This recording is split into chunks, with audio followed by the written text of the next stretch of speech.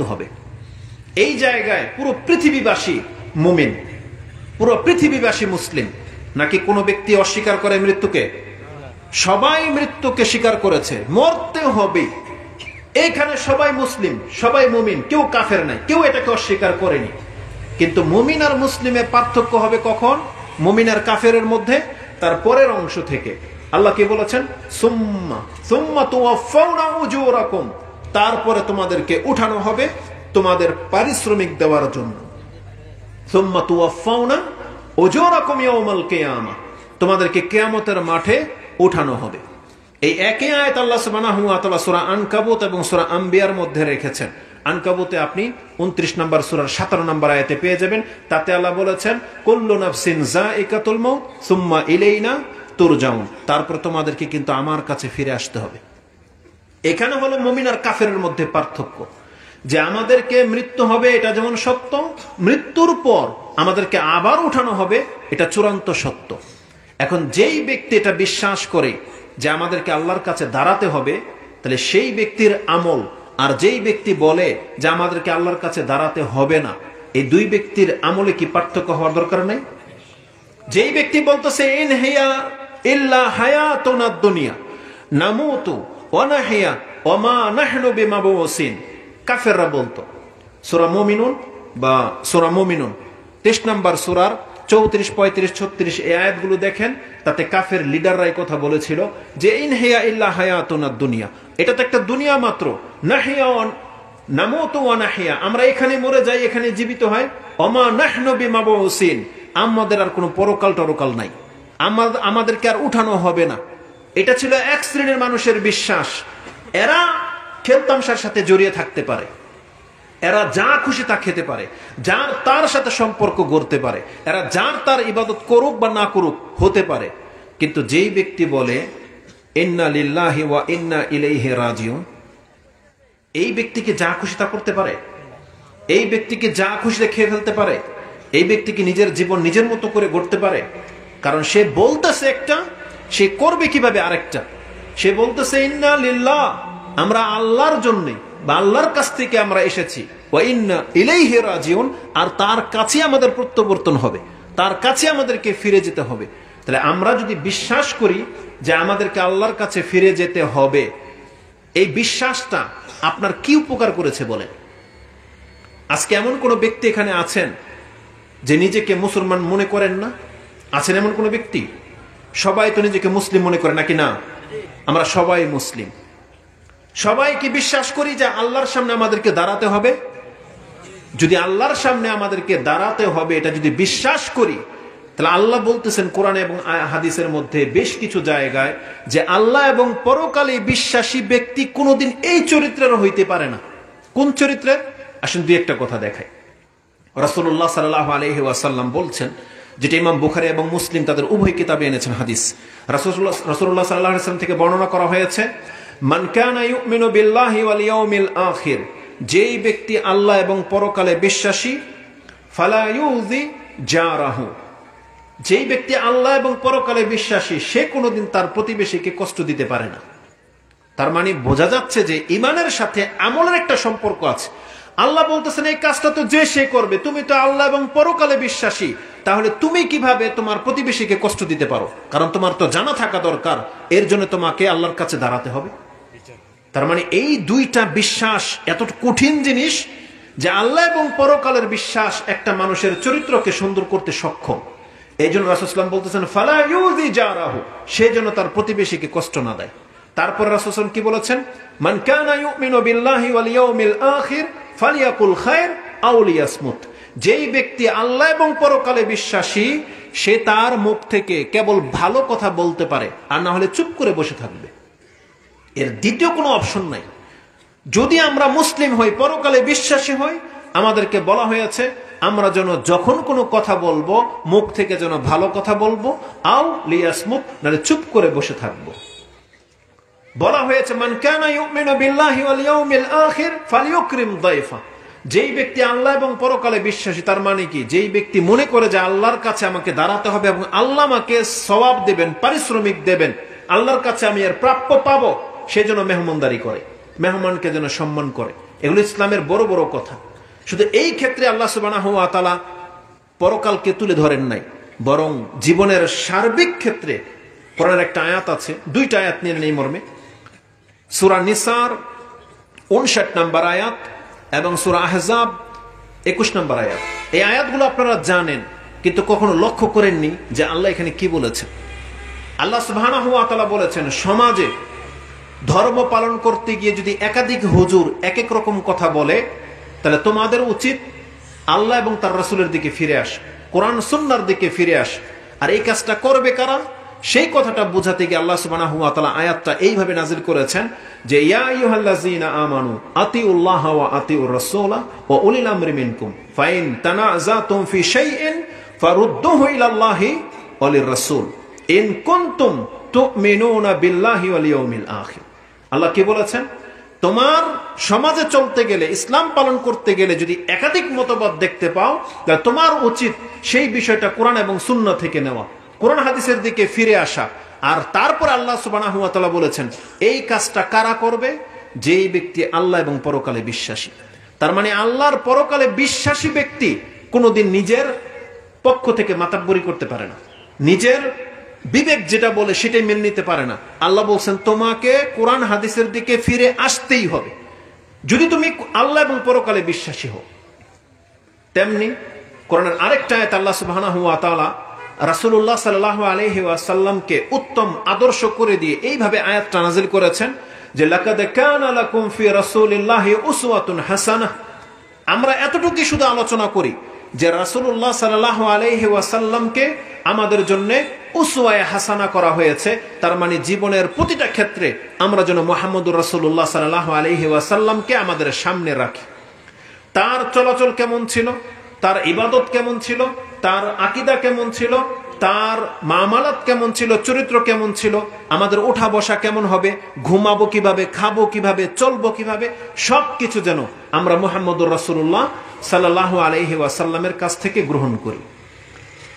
বলেন তো দেখি, যেখানে যে আমরা যে জুতা পরি, জুতা কোন পায়ে পরতে হয়? ডান পায়ে পরতে হয়। এটা কার সুন্নাহ? এটা রাসূলের কাছ থেকে নিয়েছেন, তাই না? তাহলে জুতা পরার আদবটা যদি আপনি রাসূল সাল্লাল্লাহু আলাইহি ওয়াসাল্লামের কাছ থেকে নিয়ে থাকেন, এটা তুচ্ছ কাজ না? একটা জুতা পরা এটা তুচ্ছ কাজ না, ছোট কাজ না? বাথরুমে কোন পায়ে ঢুকতে হয়? বাম পায়ে। বের হইতে হয় কোন পায়ে? ডান পায়ে। না করলে কোনো ক্ষতি আছে? কিন্তু আপনি করেন কিনা? কেন করেন? রাসূলুল্লাহ সাল্লাল্লাহু আলাইহি ওয়াসাল্লাম থেকে এটা আপনি নিয়েছেন। আচ্ছা, ইসলাম যদি এটা হইতে পারে, তাহলে আপনি যে দাড়ি রাখেন নাই, এটা কেন করেন নাই? এটা কার কাজ? এখন দিকে আর কথা নাই, কি ব্যাপার বলেন? টাকনার নিচে যে আপনার প্যান্ট, এই সংবাদ কি আপনি পেয়েছেন না পান নাই? কে আছেন এমন ব্যক্তি যে পুরুষদের কাপড় টাকনার উপরে পরতে হয়, এটা এই যাবত আজকে শুনলেন, এর আগে জানতেন না? যে একটা হাত। কে আছেন এমন যে জানতেন যে বাথরুমে ডান পায়ে বের হতে হয়, বাম পায়ে ঢুকতে হয়, এটা জানেন এবং আমল করেন, মেনে নিলাম। এটা কি জানেন কিনা যে টাকনার উপরে প্যান্ট পরতে হয়, কাপড় উঠাতে হয়? এটা জানেন তো না? সবাই করেন আলহামদুলিল্লাহ। আলহামদুলিল্লাহ, অনেকেই বলছে আলহামদুলিল্লাহ, মানে সবাই করেন। এই ক্ষেত্রে ত্রুটি আছে না আমাদের? না নাই, অধিকাংশ মানুষের ত্রুটি আছে। দাড়ি রাসূলুল্লাহ সাল্লাল্লাহু আলাইহি ওয়াসাল্লামের আদর্শ, ফরজ না নফল এটার চ্যাপ্টার পরে। আপনি যেহেতু বাথরুমে ঢোকার সময় বাম পাদা ঢোকেন, তখন আর হুজুরকে জিজ্ঞান নাই যেটা ফরজ না সুন্নত, আপনি কিন্তু আমল করতেছেন। ডান হাতে খেতে হয়, ফরজ না সুন্নত কাউরে জিজ্ঞেস করছেন কোনোদিন? করেন নাই। খাচ্ছেন কিনা? কেন মেনে নিয়েছেন? এটা আপনার ভালো লাগছে তাই? কেন মেনে নিয়েছেন?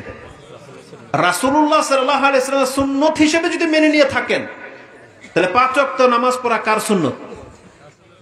রাসূলের সুন্নত নয়? তাহলে এটা কেন মানেন নাই? জীবনের প্রতিটা ক্ষেত্রে বলা হয়েছে লাকাদ কানা লাকুম ফি রাসূলিল্লাহি উসওয়াতুন হাসানাহ। আল্লাহ কি বলেছেন জানেন? কে করতে পারে এটা? যেই ব্যক্তি বাথরুম থেকে নিয়ে পার্লামেন্ট পর্যন্ত যত কাজ আছে, যত সেক্টর আছে, সব ক্ষেত্রে রাসূলকে সামনে রেখে কাজ করবে, এটা কে করবে? আল্লাহ বলছেন হ্যাঁ, এক চরিত্রের মানুষ এটা করতে পারে। কারা তারা? আল্লাহ বলেছেন লিমান কানা ইয়ারজুল্লাহ ওয়াল ইয়াউমাল আখিরা ওয়া যাকারাল্লাহ কাসীরা। আল্লাহ বলছেন হ্যাঁ, যেই ব্যক্তি আল্লাহ এবং পরকালে বিশ্বাসী, আল্লাহর সামনে তাকে দাঁড়াতে হবে যে রাসূলকে তোমার কাছে প্রেরণ করা হয় নাই, এটা জিজ্ঞাসা করা হবে। এই কথায় যে বিশ্বাসী যে আল্লাহর সামনে আমাকে দাঁড়াতে হবে এবং আমাকে এর জন্য জবাব নেবে আল্লাহ। আর যেই ব্যক্তি আল্লাহকে অধিক মাত্রায় স্মরণ করতে চায়, এই ব্যক্তি খুঁজবে যে রাসূল কিভাবে খেয়েছিল, এই ব্যক্তি খুঁজবে যে রাসূল সাল্লাল্লাহু আলাইহি ওয়াসাল্লাম কিভাবে শুয়েছিল, এই ব্যক্তি খুঁজবে যে কিভাবে রাষ্ট্র পরিচালনা করতে হয়, এটা রাসূল কিভাবে করেছে এটা খুঁজবে সে। কে? যেই ব্যক্তি আল্লাহ এবং পরকালে বিশ্বাসী। আর আল্লাহকে বলেছেন ওয়া যাকারাল্লাহ কাসীরা, আল্লাহকে অধিক মাত্রায় যে ব্যক্তি স্মরণ করতে চায়। এই কথাটা কেন আসছে?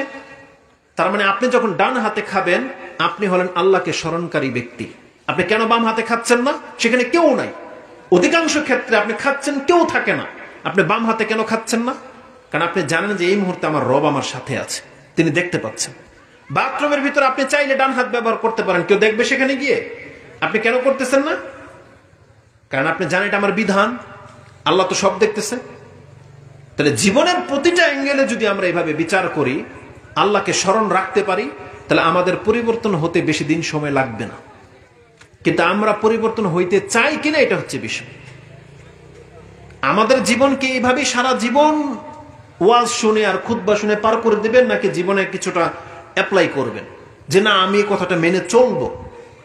কি করতে হবে আমাদের?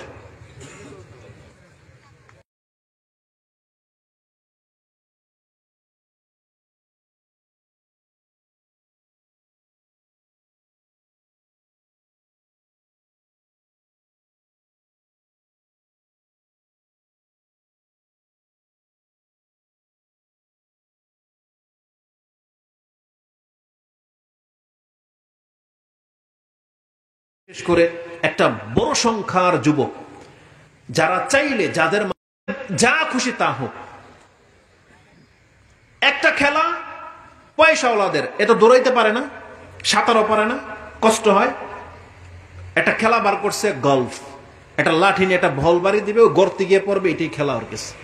তার মানে ওর সময় নষ্ট করবে কিভাবে? এই বছর যেটা আজকে বাংলার মানুষগুলো, মুসলিমরা যেটা করতেছে, এই 20-30 বছরের মধ্যে এত ব্যাপক হারে কিছু করেছে, আপনার মনে পড়ে? মনে পড়ে না। ভক্ত ছিল, খেলাও দেখতো, লাফাতো, ব্যান্ড পার্টিও করতো, কিন্তু দিন গোলাচ্ছে কেন যেন তারা ওই পথটাকে, ওই জীবনটাকে বেছে নিচ্ছে কেন? এটা বিশাল সংখ্যক লোক এই কাজে লিপ্ত। তার উদ্দেশ্যটা কি? উদ্দেশ্য কি তার? অথচ এই যে আমাদের সময়টা আজকে পার হয়েছে, এই কাজ আজকে আমরা যা করেছি, এই প্রত্যেকটা কাজ আপনার আমার জন্য নাজাতের সাবাব হতে পারত, এবং এটাই আমাদেরকে ধ্বংস করে দেবে। এই কাজগুলি অন্য কিছু না। আমরা জান্নাত আর জাহান্নামী যে আল্লাহ যে আমাদেরকে বলেছেন, কিসের ভিত্তিতে? ওটা কি আমাদের রূপের ভিত্তিতে? যে তুই কালো হয়ে জন্মেছিস এই জন্য তুই জাহান্নামী, এটা বলছে আল্লাহ? যে তোর পয়সা নাই কেন, তুই অভাবী কেন, এই জন্য তুই জাহান্নামী? তুই বাংলাদেশের কেন, এই জন্য তুই জাহান্নামী? এই কোন কারণে আমাদেরকে জাহান্নামের ফয়সালা করা হয়েছে? কিসের কারণে? যদি কোনো ব্যক্তি জান্নাতে যায়, সেটা যাবে তার আমলের কারণে। যদি কোনো ব্যক্তি জাহান্নামে যায়, সেটাও যাবে তার কর্মের কারণে। আল্লাহ তার কর্মটাকে দর্শাইছেন বা কর্মটাকে টার্গেট করেছেন যে বান্দা তোমার কর্মই তোমাকে জান্নাত দেবে, আর তোমার কর্মই তোমাকে জাহান্নামে নিক্ষেপ করবে। আল্লাহ তোমাকে জাহান্নামী করে সৃষ্টি করেন নাই। আল্লাহ তোমাকে যেই অবস্থায় রেখেছেন, এটা তোমার জান্নাত জাহান্নামের মাপকাঠি নয়, বরং তোমাকে তোমার কর্মের উপরে ছেড়ে দেওয়া হয়েছে। তুমি বান্দা জান্নাতের কর্ম করলে জান্নাত পাবা। রাসূলুল্লাহ সাল্লাল্লাহু আলাইহি ওয়াসাল্লাম থেকে ইমাম বুখারী রাহিমাহুল্লাহ কিতাবুর রিকাক 81 নম্বর অধ্যায়ে একটা হাদিস পেয়ে যাবেন। রাসূলুল্লাহ সাল্লাল্লাহু আলাইহি ওয়াসাল্লাম বলেন, আল জান্নাতু আকরাবু ইলা আহাদিকুম মিন শিরাকি নালিহি ওয়ান নারু মিসলু যালিক। জান্নাত তোমাদের প্রত্যেকের জুতার ফিতার চাইতেও নিকটে, তদ্রূপ জাহান্নাম। কেন বললেন রাসূল সাল্লাল্লাহু আলাইহি কথা? যে জান্নাত আর জাহান্নাম আমাদের জুতার ফিতার চাইতেও নিকটে। তার মানে আমরা যখন জুতা পরি, কোন একটা উদ্দেশ্যে পরি না? যে আমি তখন বেরোবো, বেরোলে মানে জুতা পরে, কোন উদ্দেশ্যে আমি আপনি বেরোচ্ছি, এটাই নির্ণয় করে দেবে যে এই পথটাকে জান্নাতের পথ না জাহান্নামের পথ। ওই নিয়তটাই পা বাড়ালে চালু হয়ে যাবে জান্নাত অথবা জাহান্নামের রাস্তা, পা বাড়ালে। কারণ নিয়ত যখন কর্মের দিকে ধাবিত করে, যদি সেটা ভালো হয়, ভালো হলেই সেটা জান্নাতের পথ। নিয়ত যখন ধাবিত করেছে সেটা যদি কর্মের খারাপের দিকে হয়, পা বাড়ালেই সেটা যত কদম পড়বে তত জাহান্নামের নিকটে গিয়ে আমরা পড়তেছি। আল্লাহ সুবহানাহু ওয়া তাআলা আমাদেরকে একটা সার্কেলের মধ্যে রেখে দিয়েছেন, বান্দা এটা জান্নাতের পথ, এগুলো জাহান্নামের পথ। তুমি কোন দিকে পা বাড়াচ্ছ চিন্তা ভাবনা করে ফেলো। কারণ রাসূল বলছেন জান্নাত জাহান্নাম দুইটাই তোমার পায়ের নিচে রেখে দেওয়া হয়েছে। ইমাম মুসলিম রাহিমাহুল্লাহ তিনি তার তাহারাতের অধ্যায়ের প্রথম হাদিস 422 নম্বর পেয়ে যাবেন হাদিস ফাউন্ডেশনের তরজমাতে, কিতাবুত তাহারা 2 নম্বর অধ্যায় তার 422 নম্বর হাদিস। আবি মালিক আল আশআরি বা আনসারী তার থেকে বর্ণনা করা হয়েছে ওই হাদিসটি যে রাসূল সাল্লাল্লাহু আলাইহি ওয়াসাল্লাম বলেছেন, আত-তুহুরু শাত্রুল ঈমান ওয়ালহামদুলিল্লাহি তামলাউল মিজান ওয়া সুবহানাল্লাহি ওয়ালহামদুলিল্লাহি তামলাআনি আও তামলাউ মা বাইনাস সামাওয়াতি ওয়াল আরদ। আসসালাতু নূরুন ওয়া সাদাকাতু বুরহানুন ওয়াস সাবরু দিয়াউন ওয়াল কুরআনু হুজ্জাতুল লাকা ওয়া আলাইকা কুল্লুন নাসি ইয়াগদু ফাবাইউ নাফসাহু ফামুতিকুহা আও মুবিকুহা। এটা হচ্ছে হাদিসের ফার্স্ট টু লাস্ট।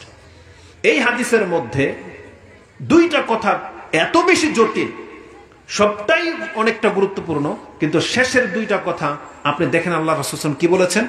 বলেছেন এই কোরআন সম্পর্কে, আল কোরআনু হুজ্জাতুল লাকা ওয়া আলাইকা। এই কোরআন শুধু আপনার ঘরে বরকতের জন্য আল্লাহ নাজিল করেন নাই, কিন্তু এই কোরআনটা এক একটা ব্যক্তির জন্য পক্ষে বিপক্ষে আল্লাহ সাক্ষী করে রেখে দিয়েছেন। কোরআনকে আল্লাহ সুবহানাহু ওয়া তাআলা জবান দিয়ে দিবেন কিয়ামতের মাঠে। এই কোরআনের হক যারা আদায় করেছে, কোরআন তার পক্ষে হয়ে কথা বলবে। আর কোরআন যারা কোনোদিন ছুঁয়েও দেখে নাই, কোরআনকে কোনো জীবনের সাথে কোনো অংশই সে বানায় নাই, এই কোরআন তার বিপক্ষে গিয়ে সাক্ষী দেবে। আল্লাহর কালাম এটা, আপনি ভুলে যায়েন না যে এটা মিথ্যা কোনো সাক্ষী। আপনার আমার সাক্ষী মিথ্যা হতে পারে। আমি আপনার মহব্বতে বলে দিতে পারি আল্লাহ এ চুরি করে নাই, এ নামাজি ছিল, আল্লাহ সৎলোক ছিল, কারণ আপনি আমার বন্ধু, সেই জন্য আমি মিথ্যুক হতে পারি। কিন্তু কোরআন হচ্ছে আল্লাহর কালাম, এটা যা বলবে একেবারে সত্য বলবে, মিথ্যা বলার কোনো অপশন নাই। রাসূল বলেছেন আর কোরআন হুজ্জাতুল লাকা ওয়া আলাইক, কোরআন তোমার পক্ষে না হয় বিপক্ষে সাক্ষী দেবেই। এটা কোরআনের একটা আদব বা কোরআনের একটা হক। এমন না যে কোরআন নিউট্রাল থাকবে, নিউট্রাল থাকবে না, হয় আপনার পক্ষে না হয় বিপক্ষে গিয়ে আপনাকে সাক্ষী দেবে। কিন্তু আজকে আমরা যারা বাঁচতে চাই, বিপদ থেকে হোক মুসিবত থেকে হোক, ধরা পড়ে গেছেন, আপনি বাঁচতে চান, আপনাকে বলা হয়েছে তুমি যদি হক হও তোমার পক্ষে সাক্ষী পেশ করো। আপনি বলেন তো দেখি আপনার আমার চরিত্রটা কি হয়? যদি আপনি বাঁচতে চান কেস থেকে, মামলা থেকে, আপনি পারলে লাখ টাকা দিয়ে সাক্ষী খরিদ করে নিয়ে আসেন, তাই না? যাতে করে আপনার পক্ষে সে সাক্ষী দেখ। মুক্তির জন্য, দুনিয়াবি একটা মুক্তির জন্য আপনি খুঁজে বেড়ান কে আছে আপনার পক্ষে সাক্ষী দেবে। যারা বাতিলভাবে অন্যের সম্পত্তি ভক্ষণ করে, বাতিলভাবে অন্যকে কেস ঠুকে দেয়, তারা কিন্তু আগে সাক্ষী রেডি করে যে তুমি আমার পক্ষে সাক্ষী দিবা।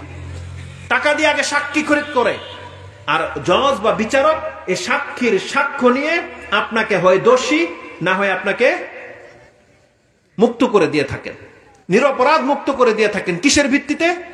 সাক্ষীর ভিত্তিতে।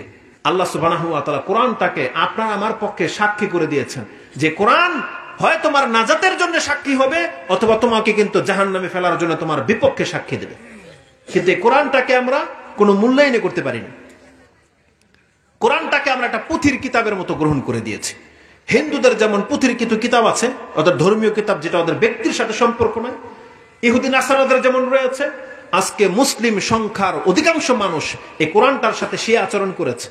কোরআন হলো তাদের একটা ধর্মীয় একটা কিতাব, বরকতের একটা কিতাব, বিনা উজুতে ধরা যায় না, এটা বিশ্বাস করেছে। কিন্তু কোরআন যে আল্লাহ সুবহানাহু ওয়া তাআলা পড়তে বলেছেন, এটা মুসলিম গ্রহণ করে নেই। কোরআনটাকে সে ধরতে, বিনা উজুতে ধরা শিক্ষা দিয়েছে, যেটা না ধরা যাবে না, পবিত্র কিতাব। আল্লাহ সুবহানাহু ওয়া তাআলা এটাকে চুমা খাওয়ার জন্য আর পবিত্র করে রাখার জন্য নাজিল করেছিলেন। আল্লাহ সুবহানাহু ওয়া তাআলা বলেছিলেন এটা হচ্ছে নূর, এটা তোমাকে রাস্তা দেখাবে, এটা হচ্ছে বুরহান, এটা হচ্ছে এভিডেন্স, বান্দা তোমার পক্ষে এটা সাক্ষী দেবে। এটা হচ্ছে ফুরকান, এটা তোমাকে হক আর বাতিলের মধ্যে পার্থক্য করে শিক্ষা দেবে। এটা হচ্ছে জিকির, উপদেশ, আল্লাহ সুবহানাহু ওয়া তাআলা বলেছেন। এই কোরআন হচ্ছে শিফা, শিফাউন লিমা ফিস সুদুর। তোমার অন্তরের যত খারাপি আছে, যত রোগ আছে, আল্লাহ বলেছেন এই কোরআন তোমার অন্তরের সমস্ত রোগ থেকে তোমাকে মুক্ত করবে।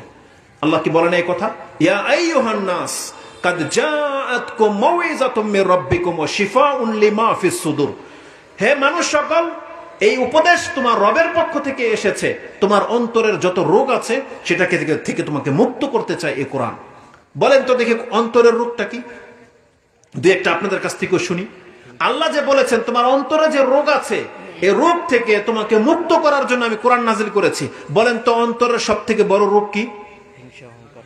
সব থেকে বড় রোগ সিরিয়ালি বলবেন, সব থেকে বড় রোগ কে কি জানেন? বলেন তো, একজন বলেন, বলেন কেউ একটা বলেন। অন্তরের রোগ যেহেতু বলেছি, কি? শিরিক করা বলেছে। এটা মানুষের সব থেকে বড় রোগ নয়, এটা মুসলিমদের সব থেকে বড় রোগ। কিন্তু মানুষের মধ্যে সব থেকে বড় রোগ কি বলেন তো দেখি? সেটা হচ্ছে কুফরি করা, আল্লাহকে অস্বীকার করা, মেনে না নিতে পারা। এই যে আল্লাহ বলে আছেন, পরকাল আছে, এটা মেনে নিচ্ছেন না। মেনে নেওয়াটা কিসে থেকে? অন্তর থেকে হয় না? আর মেনে না নেওয়াটা কোত্থেকে হয়? অন্তর থেকে হয়। অবিশ্বাস করা, এটা অন্তরের রোগ। আল্লাহ বলতেছেন না, তোমার রব রয়েছে, পরকাল রয়েছে, এটা সত্য, আর তোমার যে মিথ্যার রোগ রয়েছে এটা দূর করে দেবে কোরআন। তারপরে আসুন, তারপরে সব থেকে বড় রোগ কি? মুনাফিকি। মুখে বলতেছে না, আসার অন্তর মেনে নিতে পারতেছে না, এটা হচ্ছে অন্তরের সব থেকে বড় রোগ। আল্লাহ বলছে কোরআন তোমার অন্তরের রোগকে দূর করবে। তারপর আপনি মুসলিম হয়েছেন, এখন আপনার অন্তরের মধ্যে সব থেকে বড় রোগ কি? যেটা এই ভাই বলেছে, শিরিক করা। যে আপনার বিশ্বাস আপনাকে ডুবিয়ে দিচ্ছে।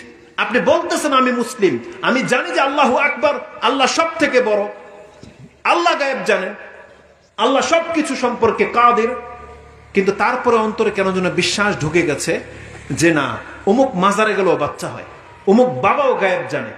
এই যে বিশ্বাসগুলো, এগুলো হচ্ছে শিরকি বিশ্বাস। আর এগুলো থাকে কোথায়? এই অন্তরে থাকে। যারা মাজার ভক্ত, কবর মাজার পূজাকে যারা এটাকে বড় করে দেখে, যত বড় মাজার তত বেশি ভক্ত। শান শৌকতকে দেখলেই যার অন্তরের মধ্যে ভয় ঢুকে যায়, যে মাজারের সামনে গেলে গাড়ি ব্রেক হয়ে যায়। কেন স্লো কেন হয় গাড়ি? যেই কারণে গাড়ি স্লো হয়, ব্রেক হয়ে যায়, টাকা দেন, মোমবাতি দেন, কোন বিশ্বাসের কারণে? আপনার কি এটা ভয় নাই? এই যে মাজার থেকে যখন মানুষ নামে, কিভাবে নামে? উল্টো হয়ে নামে না? এটা কিসের কারণে নামে? তার অন্তরে কি এটা ভয় নাই যে আমি যদি এখন মাজার থেকে উল্টাভাবে নেমে যাই তাহলে কি হবে? বেয়াদবি হবে, এই মাজারওয়ালার গরম, আমার ক্ষতি হয়ে যাবে। আপনারা হয়তো জান না, কিন্তু যারা করে কিসের ভিত্তিতে করে? তার অন্তরের ভয় থেকে করে না? এটা হচ্ছে রোগ। আল্লাহ সুবহানাহু ওয়া তাআলা বলেছেন এই কোরআন তোমার রোগকে দূর করে দেবে। কারণ যদি কারো সামনে থেকে উঠে আসাটা বেয়াদবি হয়, তাহলে তিনি হচ্ছেন আল্লাহ সুবহানাহু ওয়া তাআলা। কিন্তু মসজিদ থেকে যখন আপনি উল্টা হয়ে বের হন, তখন এটা বেয়াদবি মনে হয় না যে আমি আল্লাহর ঘর থেকে উল্টো হয়ে বেরোচ্ছি? রাসূলুল্লাহ সাল্লাল্লাহু আলাইহি ওয়াসাল্লাম মিম্বরে বসা থাকতেন খুতবার পরে, নামাজের পরে উল্টা দিকে মুসল্লিদের দিকে। তাহলে সাহাবীরা যখন বের হইতো মসজিদ নববী থেকে, তারা কি মাজারের মতো উল্টো হয়ে বেরোতো? কিভাবে বেরোতো? রাসূল সাল্লামকে পেছনে করে দিয়ে তারা দরজা দিয়ে বেরিয়ে যেত। তাদের কাছে এটা বেয়াদবি মনে হয় নাই? মনে হয় নাই, কারণ তারা কোরআনে বিশ্বাসী। কোরআন তাদের অন্তরের রোগকে দূর করে দিয়েছে। কিন্তু যারা কোরআনকে ছুঁড়ে ফেলে দিয়েছে, তাদের মধ্যে গজার মাছ কচ্ছপের ভয় ঢুকতে পারে, এটা কোনো বিচিত্র কিছুই না। কিন্তু যারা মুসলিম, যারা কোরআনে বিশ্বাসী, তাদের আল্লাহ ছাড়া আর কারো কোনো ভয় থাকার কথা ছিল না। কোনো লাল পতাকা আপনাকে কিচ্ছু করতে পারে না। অধিকাংশ দেখবেন ড্যাগের মধ্যে লাল চাদর দিয়ে পেঁচানো। কিসের ইঙ্গিত? এটা কিসের ইঙ্গিত? এটা হচ্ছে ডেঞ্জার। লাল মানে কি? ডেঞ্জার, বিপজ্জনকের চিহ্ন। আপনাকে আগে ভয় ঢুকাচ্ছে সেখানে, যাতে আপনি কিছু টাকা দান করেন। আল্লাহ বলছেন না, এই শিরকের অন্তরের যে ব্যাধিটা আছে এটা দূর করে দেবে কোরআন। কারণ আল্লাহ ছাড়া কেউ গায়েব জানে না। কোরআনে প্রত্যেকটা দিক নির্দেশনা দেওয়া হয়েছে। যেই ব্যক্তি মনে করে যে আল্লাহ ছাড়া অন্য কেউ গায়েব জানে, সে চরম মুশরিক, চরম। কোন ব্যক্তি যদি এটাও মনে করে যে আল্লাহর রাসূলও গায়েব জানে, সে চরম মুশরিক, জেনে নেন। এটা হচ্ছে কোরআন হাদিসের খেলাফ। কারণ আল্লাহ সুবহানাহু ওয়া তাআলা বলেছেন, হে নবী আপনি বলে দেন, কুল লা ইয়ালামু মান ফিস সামাওয়াতি ওয়াল আরদিল গায়বা ইল্লাল্লাহ। হে নবী আপনি বলে দেন, এমন কেউ নাই আকাশে, এমন কেউ নাই জমিনে আছে যে গায়েব জানতে পারে একমাত্র আল্লাহ ছাড়া। এবং তারা জানে না যে তাদেরকে কবর থেকে কখন উঠানো হবে। তাহলে শিরক হচ্ছে অন্তরের রোগ। তারপরে ভাই বলেছেন শিরকের পরে মুসলিমদেরকে ধ্বংস করে দেওয়ার মতো সব থেকে বড় রোগ হচ্ছে হিংসা, সব থেকে বড় রোগ হচ্ছে কৃপণতা, সব থেকে বড় রোগ হচ্ছে লোভ। এগুলো মানুষকে ধ্বংসের দিকে ঠেলে দেয়। তাহলে লোভ, হিংসা, বিদ্বেষ, কৃপণতা এগুলো সব অন্তরের রোগ। আল্লাহ কি বলেছেন? এই কোরআন তোমার অন্তরের রোগ থেকে তোমাকে মুক্ত করতে সক্ষম। কিন্তু আমরা এই কোরআনটাকে শুধু তাবিজের ক্ষেত্রে ব্যবহার করি, আমরা কোরআন ক্ষেত্রে শুধু মুর্দাকে বক্সানোর ক্ষেত্রে ব্যবহার করি, অথচ কোরআন দিয়ে আল্লাহ জীবন গড়তে বলেছেন, আমরা সেই পথ অবলম্বন করিনি। রাসূলুল্লাহ বলেছেন আল কোরআন হুজ্জাতুল লাকা ওয়া আলাইক। কিন্তু আমরা এই কথাগুলোকে কদর করতে পারিনি। যেখানে একটা মানুষ সুপারিশ করবে এই কথা শুনে আমরা আলেমদেরকে ভক্তি করি, আমরা ভক্তি করতে করতে মাজার বানাই ফেললাম, তাদের কবরে গিয়ে সেজদা পর্যন্ত করে ফেলে মানুষ। কেন? বলছে বাবা নাকি শাফাত করবে, সুপারিশ করবে, যার কোনো গ্যারান্টি নাই। আর হচ্ছে রাসূল বলতেছেন, আপনার রাসূল, যে কোরআন তোমার পক্ষে সাক্ষী দেবে।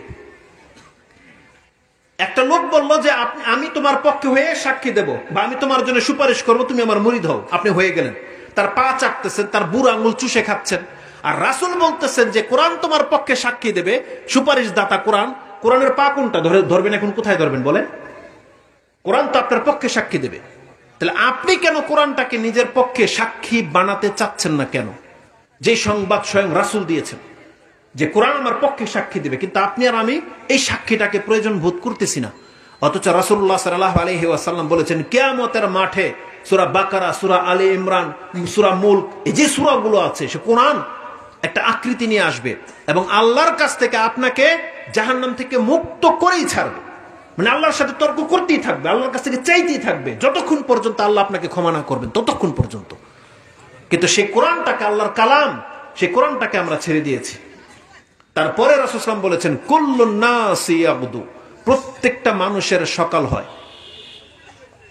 কুল্লুন নাসি ইয়াগদু ফাবাইউ নাফসাহু, সে তার নিজের নফসটাকে খরচ করে।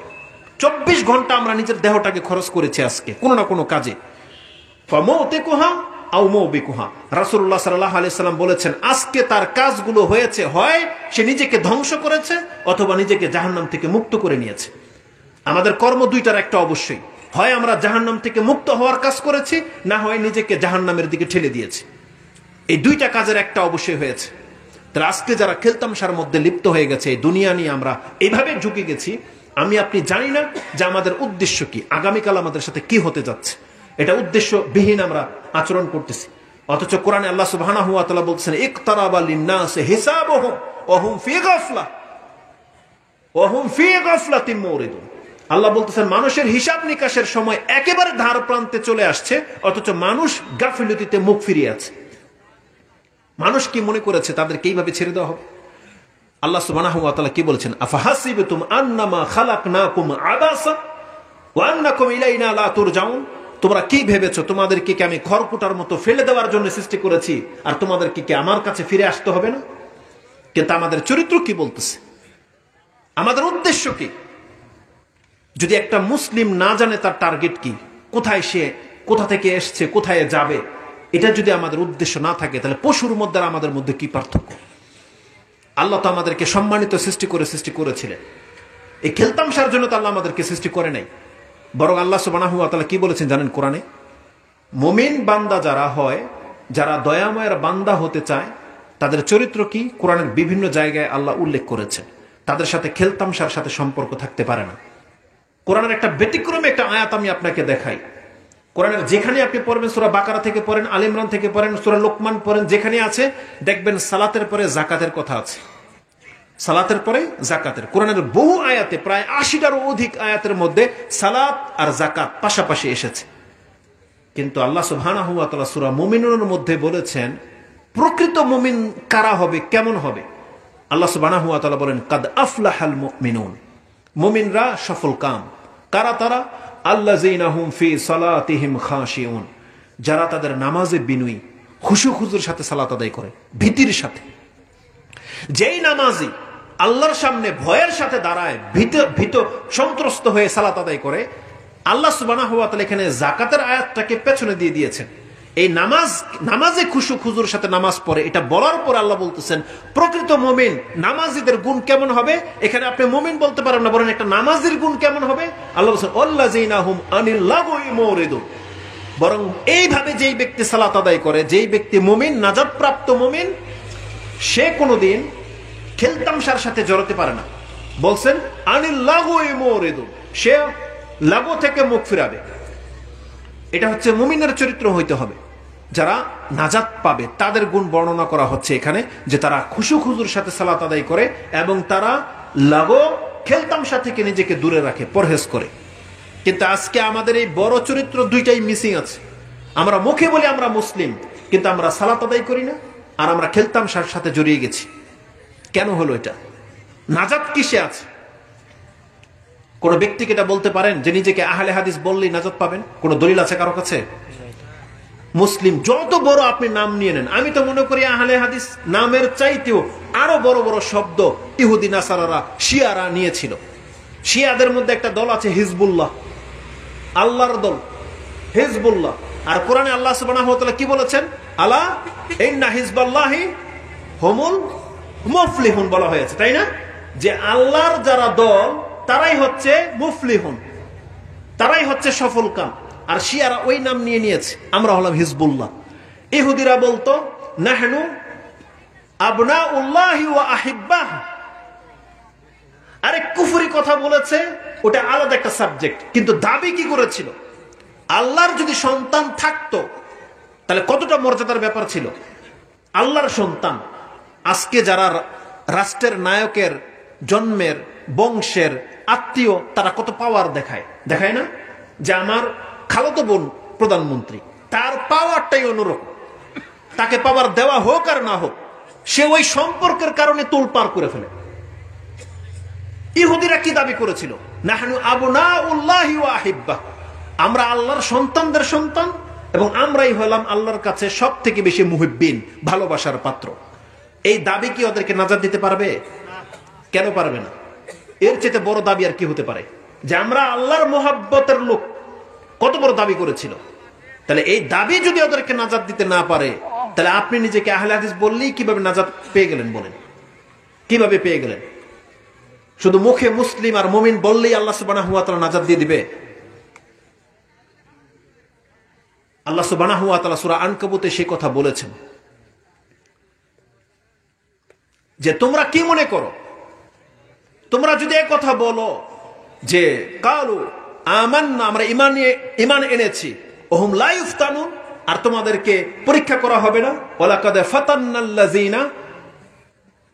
ফাতান্নাল্লাযীনা মিন ক্বাবলিকুম ওয়ালা ইয়ালামান্নাল্লাহুল্লাযীনা সাদাকু ওয়ালা ইয়ালামান্নাল কাযিবিন।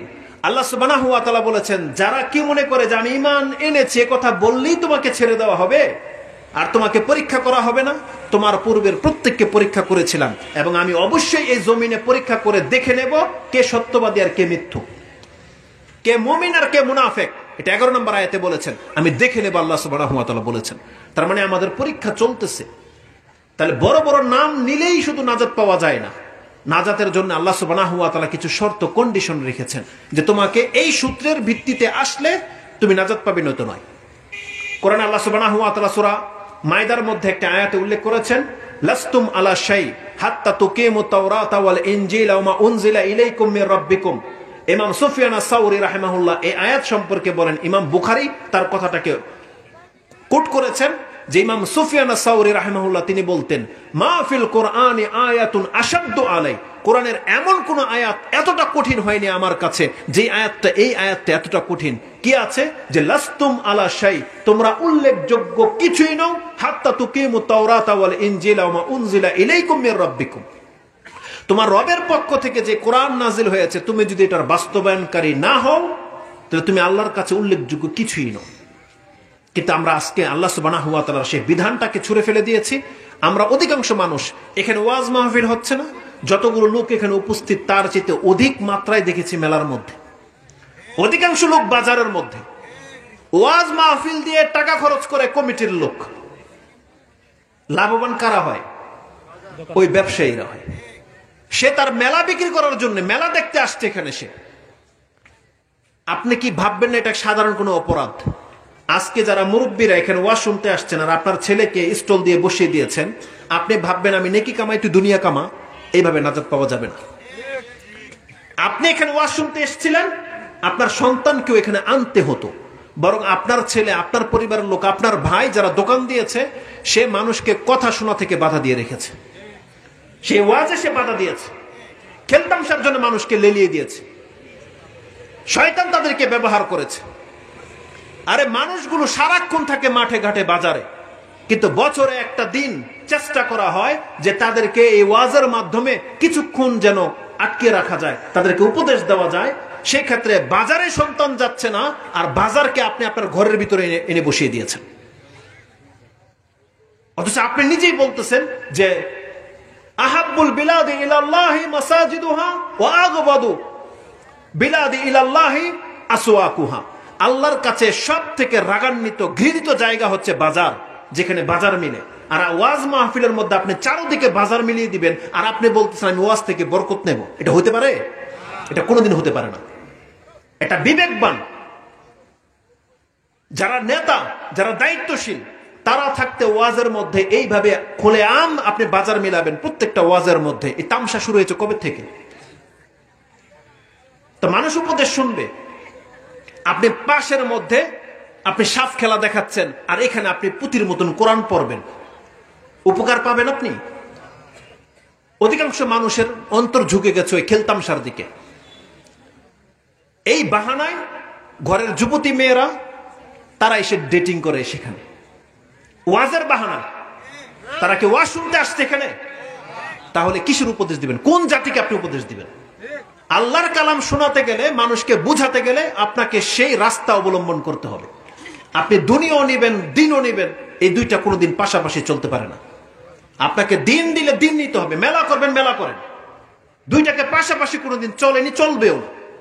এই জাতি কোনোদিন উপকার পাবে না। অথচ আর এই ওয়াজ মাহফিল তো লম্বাও চলবে না। উচিত ছিল সব সময় আগামী বক্তব্যগুলো আপনাকে মাগরিবের পর আর এশার পর আনতেই হবে। রাত 12টা বাজে কিসের ওয়াজ? আমরা যতই বলি কমিটির লোকদেরকে, বলে তারা শেষে আসে, খাওয়া দাওয়া করে, প্রধান বক্তা যখন আসবে তখন আসবে। কোথায় সে লোক? একটাও কি আসছে? বরং যারা যাচ্ছে তো যাচ্ছে। এই জন্য যত তাড়াতাড়ি সম্ভব, বর্তমানে হচ্ছে নেটের যুগ, পোলাপান সব আদার্স সাইটগুলোতে ব্যস্ত। এখানে একটা মানুষকে 2টা ঘন্টা বসিয়ে রাখা, এটি তো অনেক কিছু, অনেক কিছু। নিজের অন্তরটাকে কুরবান করে এখানে বসতে হয়। কারণ অন্তর যখন খেলতামশার দিকে ঝুঁকে যায়, আর একদিন শুধু এই 2 ঘন্টার জন্য নিজের অন্তরকে এখানে বেঁধে রাখা, এটা অনেক কঠিন একটা ব্যাপার, অনেক কঠিন ব্যাপার। আল্লাহ এমনি বলে নাই যে যার অন্তরটা মসজিদের সাথে মোয়াল্লা করে দিতে পারবে তার জন্য আর বিশেষ ছায়ার মধ্যে আল্লাহ দান করবেন। এটা সহজ একটা বিষয় না। মসজিদের সাথে অন্তর লাগানো, এই দুনিয়া থেকে পরহেজ করে মসজিদের দিকে ঝুঁকে যাওয়া, এটা অবশ্যই একটা কঠিন কাজ, যার ফলে আল্লাহ মর্যাদাটা এইভাবে রেখেছে। কিন্তু তাদেরকে সে সুযোগ করে দিতে হবে।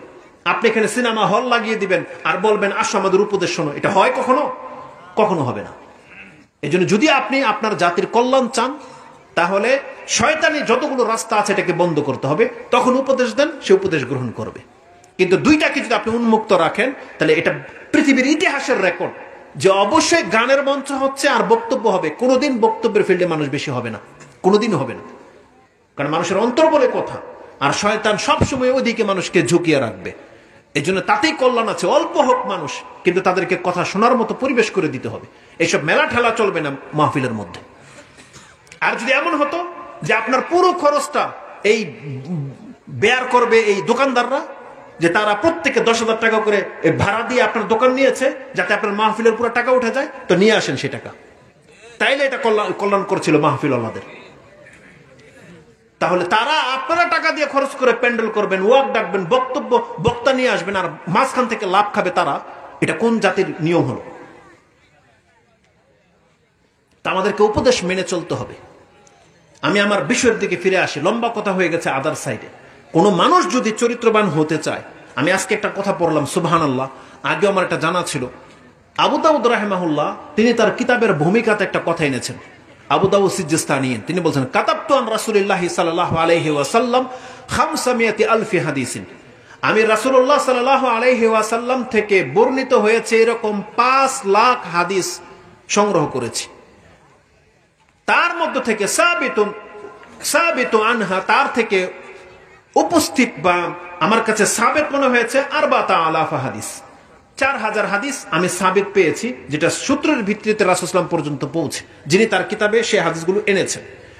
তাতে তিনি বলেন এই 4,000 হাদিস এমন হাদিস, তার মধ্যে এমন 4টা হাদিস আছে ওহিয়া তারজিউ ইলা 4 আহাদিস, ওই 4000 হাদিসকে মাত্র 4টা ব্যাগের মধ্যে ভরে দেওয়া যাবে। তিনি বলতেছেন রাসূলুল্লাহ সাল্লাল্লাহু আলাইহি ওয়াসাল্লামের যতগুলো হাদিস আছে, সমস্ত হাদিস আপনি মুখস্থ না জানলেও, সমস্ত হাদিসের উপর আপনি আমল না করলেও, যদি মাত্র 4টা হাদিসের উপর আমল করেন, আপনার জীবন উত্তম হয়ে যাওয়ার জন্য যথেষ্ট।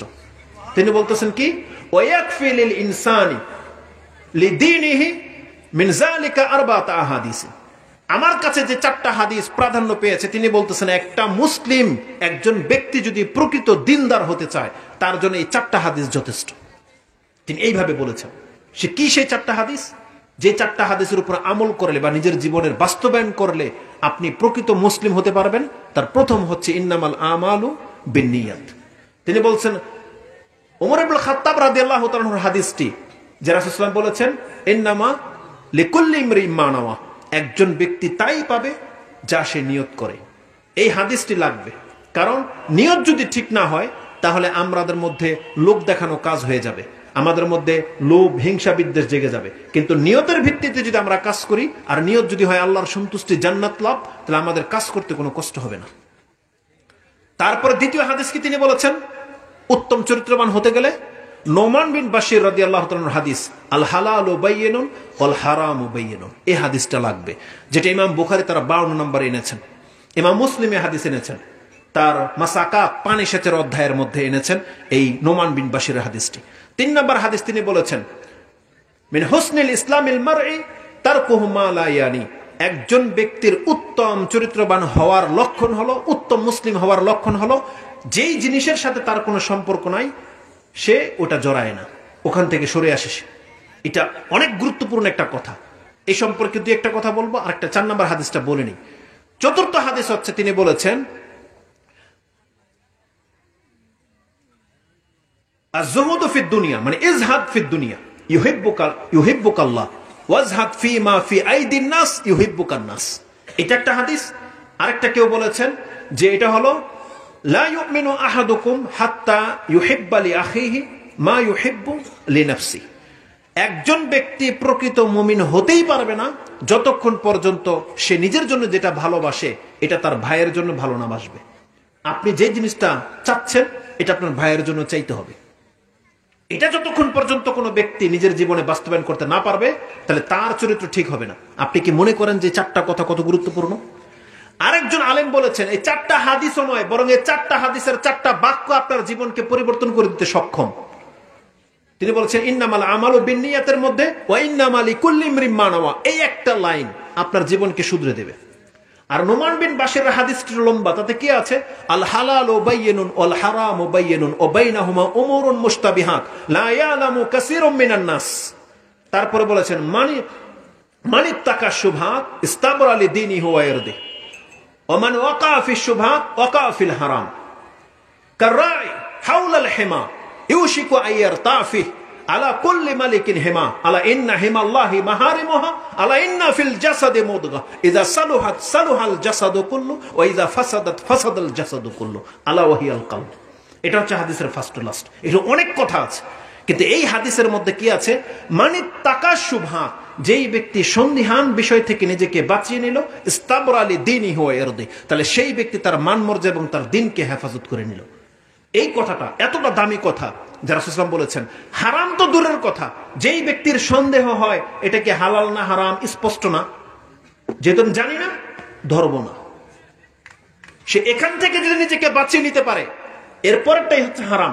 কি মনে করেন যেই ব্যক্তি এখানে পা রাখে না সে হারামে পা দেবে? কোনোদিন দেবে না। যেখানেই সন্দেহ সে থেমে গেছে আর যাবে না ওইদিকে, তার মানে সেই ব্যক্তি কোনোদিন হারামে পতিত হতে পারে না। এতটা গুরুত্বপূর্ণ কথা। মানিত্তাকা শুবহাত, যেই ব্যক্তি সন্দেহ থেকে নিজেকে বাঁচিয়ে নিল, ইস্তাবরা লিদীনিহি, সে তার দ্বীনকে হেফাজত করে নিল। কত বড় কথা বলেছেন। কিন্তু আজকে আমরা সন্দিহান নাকি জেনে শুনে হারাম খাই। সিগারেট কি মনে করেন সন্দেহ আছে নাকি হারাম? মানুষ খায় কি খায় না? জর্দা, আপনি কবেন জর্দা হুজুর কেমনে হারাম হয়? জর্দার মধ্যে তো নুরানি শব্দ লেখা, আমাদের কোরআনের মধ্যে নুরানি শব্দ আছে। হেফজি কোরআনের মধ্যে দেখবেন কি লেখা আছে, নুরানি কোরআন শরীফ, নুরানি কায়দা। তো যেই কায়দা যেই শব্দ কোরআনে থাকতে পারে, এটা যদি জর্দার মধ্যে লেখা থাকে, এটা আবার হারাম হয় কি করে? কত টেকনিকে কাজ করা হয়েছে, যে এটাকে হারামকে হালাল করার ক্ষেত্রে নুরানি শব্দটা যেটা কোরআনে ব্যবহার করা হয়েছে এটা জর্দার মতো লাগিয়ে দিচ্ছে। আজীব। তো মানুষ প্রতিনিয়ত শয়তান মানুষকে দিয়ে কাজগুলো করিয়ে নিয়েছে, হালাল লেভেল লাগালে সেটা হালাল হয়ে যায় না। তো স্পষ্ট বিষয়, কিন্তু তারপর মানুষ জেনে শুনে খায়। আর যেখানে আমাদের নবীর শিক্ষা হচ্ছে ইত্তাকাশুবহা, তুমি সন্দেহ থেকে বেঁচে থাকো, আর আপনার স্পষ্ট হারাম হারাম কাজে লিপ্ত। মানুষ কোন না কোনো বাহানায় সুদ খায়, কোন না কোনো বাহানায়। তো এইভাবে মানুষের চরিত্র ঠিক হবে না। তো যেই ব্যক্তি নিয়ত ঠিক করতে পারবে, যেই ব্যক্তি সন্দিহান বিষয় থেকে নিজেকে বাঁচাতে পারবে, সেই ব্যক্তির দিন সেভ করতে পারবে।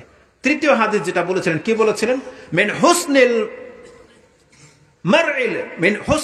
মিন হুসনিল ইসলামিল মারই, একজন ব্যক্তির উত্তম চরিত্রের মুসলিম হওয়ার জন্য একটা অত্যন্ত গুরুত্বপূর্ণ হাদিস রাসূলুল্লাহ বলেছেন, তারকুহু মা লা ইয়ানি, যেই কাজের সাথে তার কোনো সম্পর্ক নাই, কোনো ফায়দা নাই, কোন মুসলিম সেই কাজে জড়াতে পারে না। কত বড় কথা বলেছেন! যেই কাজে কোনো সম্পর্ক নেই আপনার। আমাদের যে সময়টা আল্লাহ সুবহানাহু ওয়া তাআলা বেঁধে দিয়েছেন, জানেন প্রত্যেকটা মুহূর্ত অত্যন্ত দামি। আমাদেরকে বলা হয়েছে তুমি যদি মুসলিম হয়ে থাকো, প্রকৃত মুসলিম, তাহলে এমন কাজে তুমি সময় ব্যয় করতে পারো না যেই কাজে তোমার কোনো ফায়দা নাই। বলেন তো দেখি, পাশের পুকুরে মাছ ধরা হচ্ছে, সেখানে মানুষ মাছ ধরতেছে টিকেটে, আপনি দাঁড়িয়ে আছেন পারে, 6 ঘন্টা হয়ে গেল, কে কয়টা মাছ পেল আপনি দাঁড়িয়ে দাঁড়িয়ে দেখতেছেন।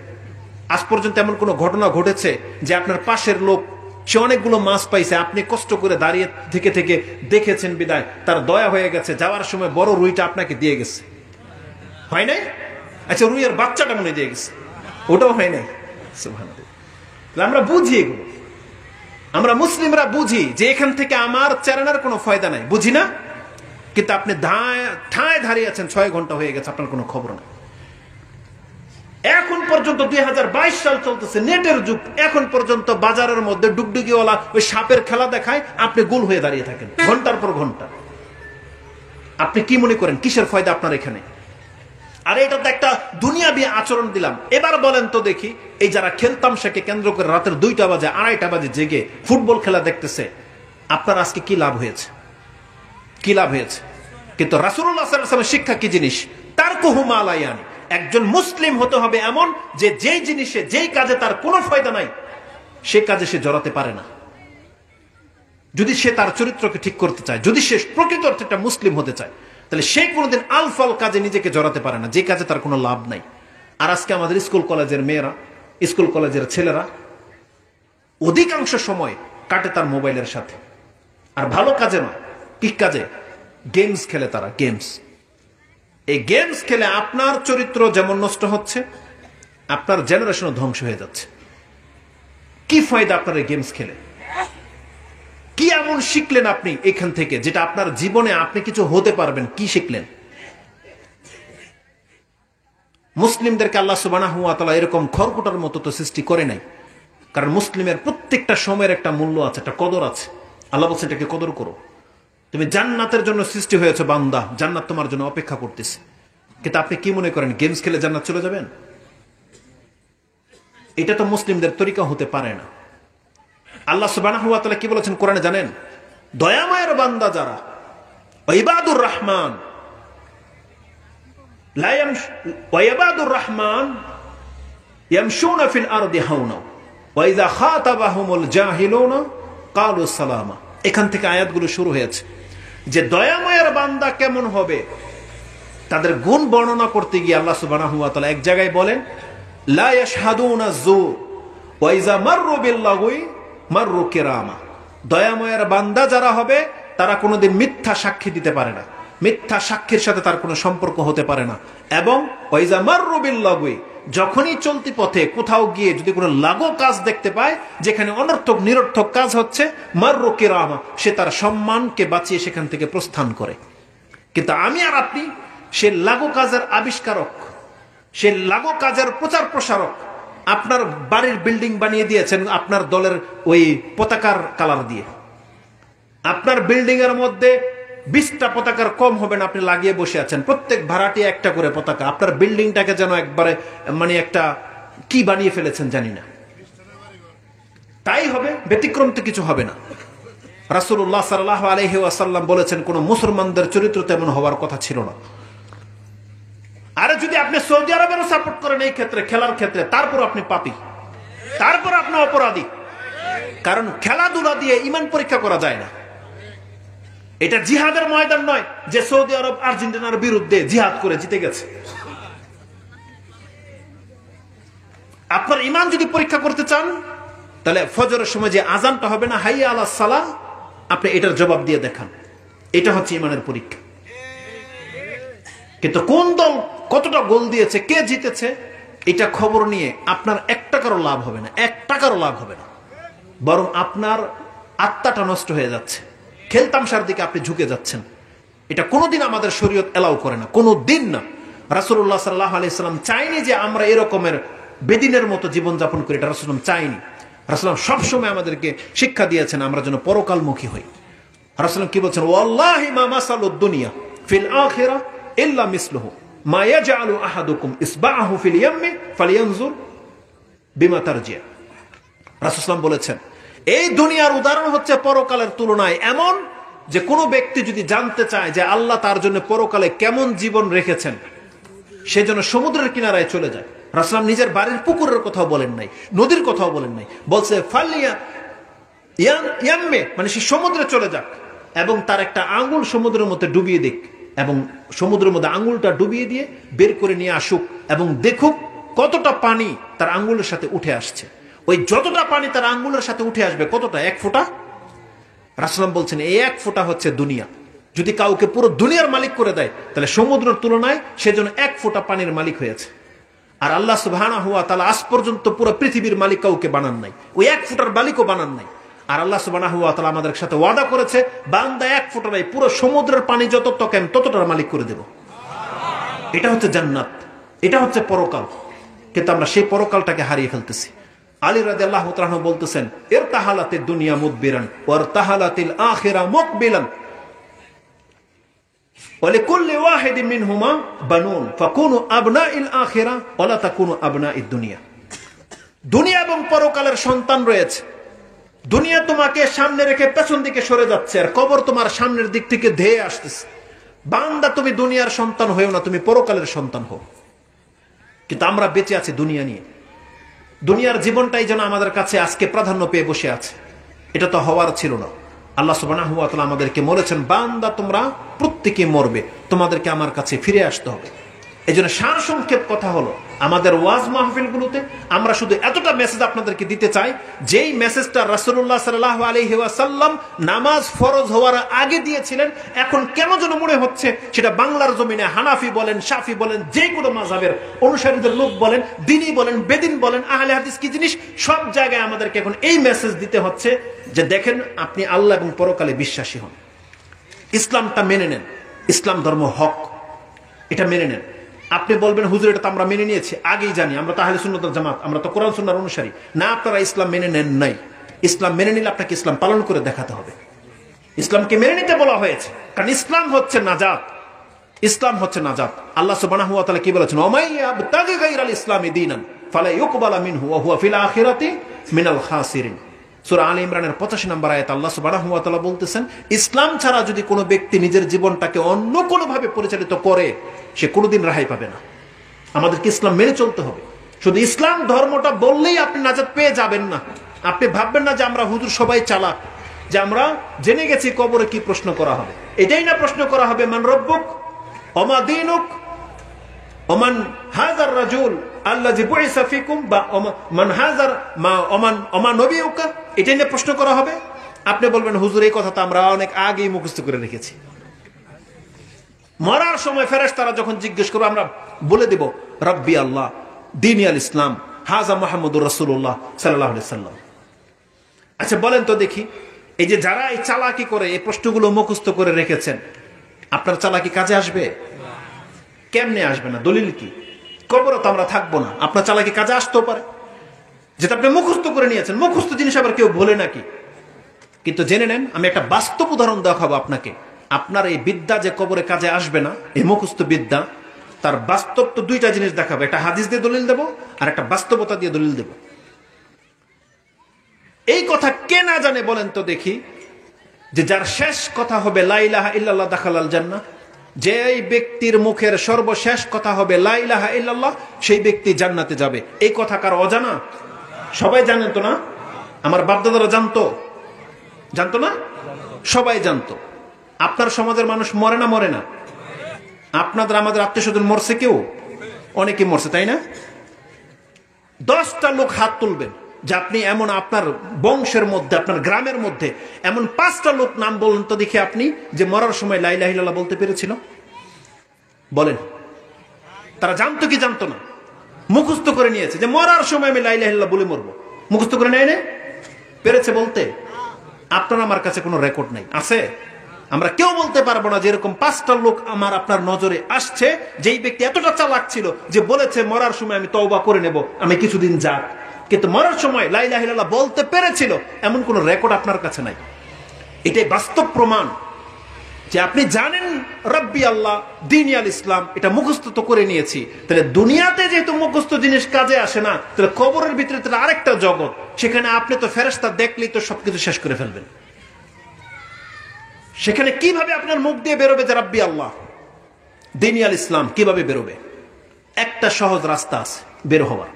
আল্লাহ আপনার মুখ থেকে বের করে দিবেন। আল্লাহ বের করে দিবেন। আমি আর আপনি বলতে পারি আর না পারি। আমরা যদি আল্লাহর বান্দা হই, আল্লাহ আমাদের সাথে ওয়াদা করে রেখেছেন, বান্দা তুমি যদি মুসলিম হয়ে মরতে পারো, তাহলে তোমার মুখ থেকে বের করে দেওয়ার দায়িত্ব আল্লাহর। এটা আল্লাহ ওয়াদা করেছেন। আপনি সূরা ইব্রাহিমে পাবেন 47-48 নম্বর আয়াতে, সূরা ফুসসিলাত হামিম সাজদা 41 নম্বর সূরার 31-30-31 আয়াতগুলোতে পাবেন, যেখানে আল্লাহ বলেছেন ইন্নাল্লাযিনা ক্বালু রাব্বুনাল্লাহু সুম্মা ইসতাকামু তাতানাজ্জালু আলাইহিমুল মালায়েকা আল্লা তাখাফু ওয়া লা তাহজানু ওয়া আবশিরু বিল জান্নাতিল্লাতী কুনতুম তুআদুন। ওই জায়গায় বেরোবে, ফেরেশতা নাজিল করে দিয়ে আল্লাহ সুবহানাহু ওয়া তাআলা আপনাকে দুনিয়ায় মরার সময় এবং কবরে এই সাক্ষী দেওয়ার ক্ষেত্রে আল্লাহর পক্ষ থেকে সাহায্য করা হবে। কি করতে পারলে জানেন? আবু দাউদে যে প্রশ্নটা আসছে না, যে মান রাব্বুক ওমা দীনুক ওমান হাযার রাজুল আল্লাযী বুইসা ফিকুম, এই ব্যক্তি জবাব দেবে। জবাব দিতে পারলে তাকে বলা হবে ওমা ইউদরিক, তুমি এই কথাগুলোর জবাব কিভাবে দিতে পারলা?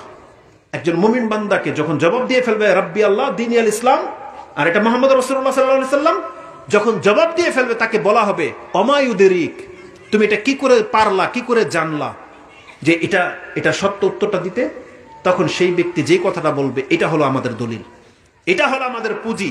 সেটা কি? সে বলেছিল কারাতু কিতাব আল্লাহ, আমি আল্লাহর কালাম পাঠ করেছিলাম। ও সাদ্দাকতু ও আমানতু বিহি, আমি ঈমান এনেছিলাম। ও সাদ্দাকতু, এবং আমি এটাকে সত্যায়ন করে চলেছিলাম। তার মানে আল্লাহর কালাম আপনাকে পাঠ করতে হবে, আল্লাহর কালামে যা আছে এটা বিশ্বাস করতে হবে, এবং এটা দিয়ে জীবন গড়তে হবে। যেই ব্যক্তি ইসলামের উপরে জীবন গড়েছে, এই ব্যক্তির মুখ থেকে আল্লাহ নিজে জবান খুলে দেবে যে তোমার রব আল্লাহ, তোমার দ্বীন ইসলাম, তোমার নবী মুহাম্মদুর রাসূলুল্লাহ সাল্লাল্লাহু আলাইহি সাল্লাম। এজন্য মুখস্থ বিদ্যার কাজ হবে না। দেখেন, আমাদেরকে ইসলামের ছায়াতলে আসতে হবে। ইসলামকে আল্লাহ নিয়ামত বলেছেন। ইসলামের প্রত্যেকটা কাজ নিয়ামত। আপনি যেটা ধরেন না কেন, সালাত থেকে নিয়ে শুরু করে আপনার পোশাক আশাক, আপনার বিহেভিয়ার, যেটা অ্যাটিটিউড, আপনার চালচলন, আপনার ভদ্রতা, আপনার লেনদেন, আপনার ওঠা বসা, এমনকি ঘুম, খাদ্য পর্যন্ত, যদি সেটা ইসলামের নিয়ম মাফিক চলে, আল্লাহ সুবহানাহু ওয়া তাআলা বলেছেন এগুলো প্রত্যেকটা এক একটা নিয়ামত। নিয়ামত বলেছেন আল্লাহ। কিন্তু আজকে মুসলিমদের কাছে ইসলাম হয়ে গেছে বোঝা। আমাদের মা বোনরা পর্দাটাকে বোঝা মনে করে, যেটা আমাদের উপরে একটা বোঝা চাপিয়ে দেওয়া হয়েছে। না, এটা বোঝা চাপানো হয় নাই, বরং আল্লাহর পক্ষ থেকে এটাকে নিয়ামত বলা হয়েছে। কোরআনে আল্লাহ সুবহানাহু ওয়া তাআলা কি বলেছেন? আল ইয়াউমা আকমালতু লাকুম দীনাকুম। তারপরের শব্দটা কি? ওয়া আতমামতু আলাইকুম নি'মাতি। আল্লাহ বলেছেন, বান্দা, আমি তোমাদের জন্য শুধু দিনকে পূর্ণ করি নাই, বরং আমার নিয়ামতকে পূর্ণ করে দিয়েছি। ইসলামের এক একটা ইবাদত আপনার জন্য কাল কিয়ামতের মাঠে বড় ধরনের প্রাইজ অপেক্ষা করতেছে। জানেন একটা হাদিসের মধ্যে কি আছে?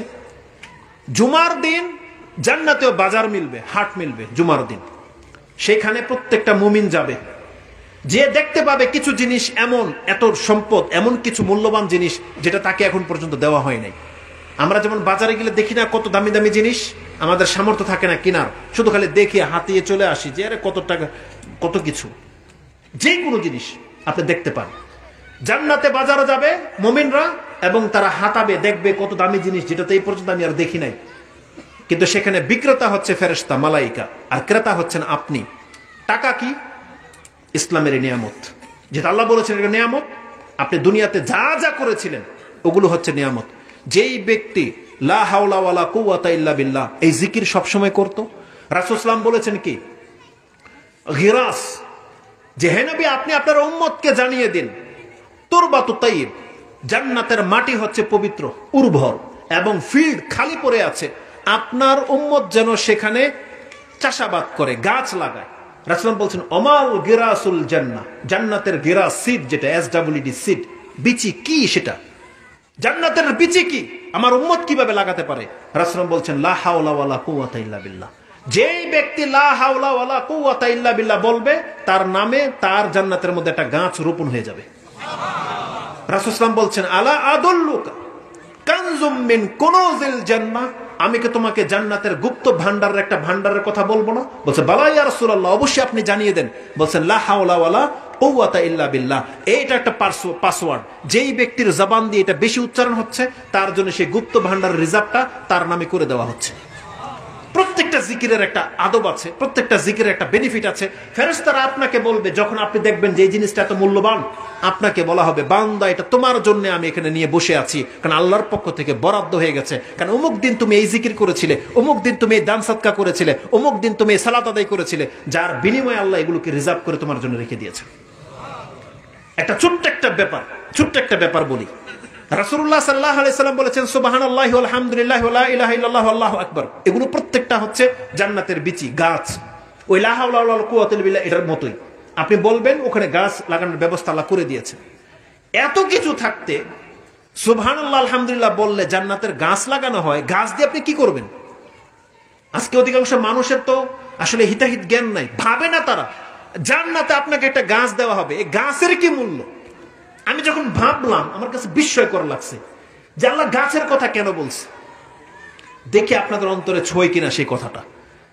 রাসূলুল্লাহ সাল্লাল্লাহু আলাইহি সাল্লাম বলছেন ইন্না ফিল জান্নাতি লা শাজারা ইয়াসিরুর রাকিব লা ইয়াকতাউহা ইয়াসিরুর রাকিব মিয়াতু আম লা ইয়াকতাউহা জিল্লুহা। রাসূল সাল্লাল্লাহু বলেছেন জান্নাতে এমন একটা গাছ, এমন গাছ আছে এক একটা, যেটা একটা ব্যক্তি তার সাওয়ারের উপরে চলতে থাকবে 100 বছর, কিন্তু সেই গাছের একটা গাছের ছায়া সে ক্রস করতে পারবে না। কত বড় হতে পারে? একজন ব্যক্তির 100 বছর চলতে থাকলে যদি একটা গাছের ছায়া যদি সে ক্রস করতে না পারে, আপনি কি ভেবেছেন যে একটা গাছ কি হতে পারে? আর এক একটা জুমলার সাথে এক একটা আমলের সাথে আল্লাহ যদি এক একটা করে গাছ লাগিয়ে দেয় আপনার আমার জান্নাতে, রেজাল্টটা কি হবে বলেন? এটাও বড় কথা না। এই গাছ দিয়ে আপনি করবেন কি আছে গাছে, এটাও বড় কথা না। সবচেয়ে বড় কথা কি জানেন? ইমাম তিরমিজি রাহিমাহুল্লাহ বলেন মা ফিল জান্নাতি লা শাজারা, জান্নাতের এমন কোন গাছ নাই ওয়াসাকুহা মিন যাহাব, যেই গাছের কাণ্ডর ভিতরে স্বর্ণ না আছে। কথা বোঝেন নাই মনে হয়? আপনার বাড়ির গাছ কাটলে কি বেরোয়? কাঠ। এটা নিয়ে এত কিছু, গাছ কাটলে পাশের বাড়ির সাথে আপনার ঝগড়া লেগে যান, কি বারোয়? কাঠ। বেশি জোর বেশি সেগুন। আমি তো দামি গাছের নাম জানি না, যারা ব্যবসা করে তারা বলতে পারবে। ধরে নেন একেবারে সেগুন, তারপরে আরো কত কত দামি, ধরে নেন একেবারে চন্দন কাঠ। আপনার বাড়ির যদি মুসলিমদের চরিত্র হয়ে গেছে, আর তার যদি একটা কামরাঙ্গা যদি মিষ্টি হয়, এটা পাশের বাড়িতে গেলে তার কলিজা ছিঁড়ে যায়। এমন হয়ে গেছে আমরা। আল্লাহ সুবহানাহু ওয়া তাআলা বলতেছেন তোমার ইবাদতের বিনিময়ে তোমার জন্য জান্নাতে গাছ লাগানো হবে, আর যে গাছ ক্রস করতে পারবেন না আপনি 100 বছর চলে। আর রাসূলুল্লাহ সাল্লাল্লাহু আলাইহি ওয়াসাল্লাম বলছেন জান্নাতের এমন কোন গাছ নাই যেই গাছ কাটলে কাঠ বেরোবে না, স্বর্ণ বেরোবে। মিন যাহাব বলা হয়েছে, সাকুহা যাহাবিন, মানে গাছের যে মোটা কাণ্ডটা আছে এটা পুরোটাই স্বর্ণ। একটা গাছের মালিক যদি পৃথিবীর কেউ হতে পারে, রেজাল্টটা কি বলেন তো দেখি?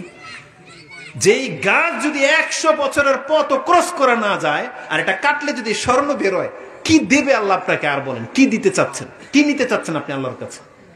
সুবহানাল্লাহ। কিন্তু আমরা সেই জান্নাতকে কদর করতে পারতেছি না। রাসূলুল্লাহ সাল্লাল্লাহু আলাইহি সাল্লাম থেকে ইমাম তিরমিজি এই হাদিসে কোট করেছেন, রাসূলুল্লাহ বলেছেন মান খাফা আদলাজা ওয়া মান আদলাজা বালাগাল মানজিলা আলা ইন্না সিলাতাল্লাহি গালিয়াতুন আলা ইন্না সিলাতাল্লাহিল জান্নাহ। তোমরা জেনে নাও, যেই ব্যক্তি ভয় পায় সেই কিন্তু তাড়াহুড়া করে, সেই প্রস্তুতি নেয়, আর যেই ব্যক্তি প্রস্তুত থাকে সে তার গন্তব্যে পৌঁছে যায়। এটা কেন বলেছেন? বলেছেন তুমি প্রস্তুতি গ্রহণ করো, ইন্না সিলআতাল্লাহি গালিয়া, বান্দা আল্লাহর সামগ্রী কিন্তু অনেক দামি। তুমি কি জানো আল্লাহর সেই দামি জায়গাটা কি? আলা ইন্না সিলআতাল্লাহিল জান্নাহ, আল্লাহর সেই দামি জায়গাটা হচ্ছে জান্নাত, যেটা আল্লাহ প্রস্তুত করে রেখেছেন। রাসূল সাল্লাল্লাহু আলাইহি ওয়াসাল্লাম বলেছেন এতটা দামি জান্নাত, বলছেন মাউদিউ সাউতুন ফিল জান্নাহ খায়রুম মিনাদ দুনিয়া ওয়া মা ফিহা। কোন ব্যক্তিকে যদি জান্নাতের আধা হাত জায়গার মালিক করে দেওয়া হয়, তাহলে তাকে যেন আল্লাহ দুনিয়া এবং দুনিয়ার যত সম্পত্তি আছে তার থেকে বেশি কিছুর মালিক করে দিলেন। এটা হচ্ছে জান্নাত। কিন্তু সেই জান্নাত আজকে আমাদের কাছে তুচ্ছ মনে হয়, সেই জান্নাত আমাদের কাছে দুনিয়ার বিনিময়ে হ্যাঁ হয়ে গেছে। অথচ আল্লাহ সুবহানাহু ওয়া তাআলা বলছেন তুরিদুনাল হায়াতাদ দুনিয়া ওয়াল্লাহু ইউরিদুল আখিরাহ, তোমরা দুনিয়া পেতে চাও, অথচ আল্লাহ তোমার জন্য পরকালকে চুজ করে রেখেছেন, রিজার্ভ করে রেখেছেন।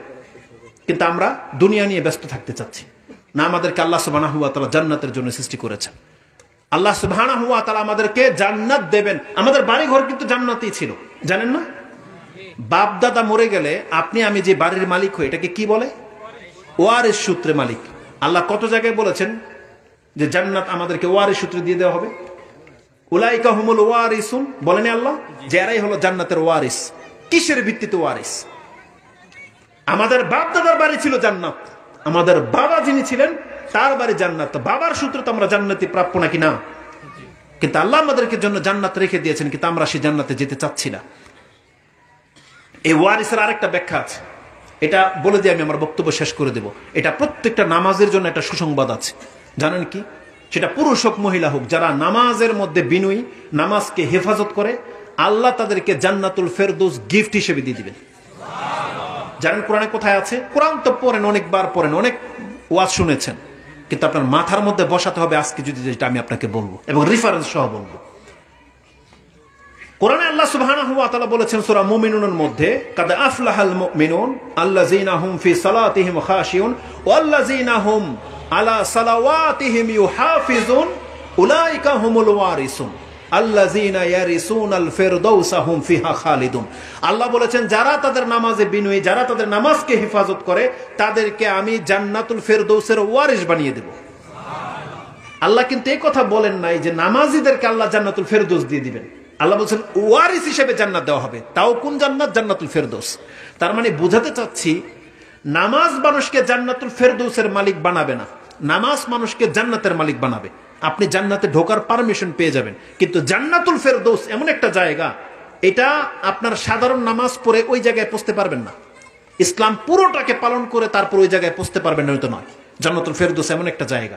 কিন্তু আল্লাহ বলেছেন নামাজ এমন একটা ইবাদত, যদি কোনো ব্যক্তি নামাজের হেফাজত করে, সে তো জান্নাতুল ফেরদৌসের মালিক না, কিন্তু আমি আল্লাহ ওকে জান্নাতুল ফেরদৌসের ওয়ারিস হিসেবে দান করে দেব। এটা নামাজের বিনিময় না, আল্লাহ বলছে এটা আমার পক্ষ থেকে ওয়ারিস। আর এটার মজার ঘটনাটা কি জানেন? ইমাম ইবনু মাজাহ, সহজভাবে বলে দেয় হাদিস মুখস্থ রাখার জন্য, ইমাম ইবনু মাজাহর সর্বশেষ হাদিস, আপনার কিতাবে যেটাই হোক নাম্বার, আমি যেটা পড়ি সেটা হচ্ছে 4341 নাম্বার হাদিস। এটার পরে আর হাদিস নাই, এটা সর্বশেষ হাদিস।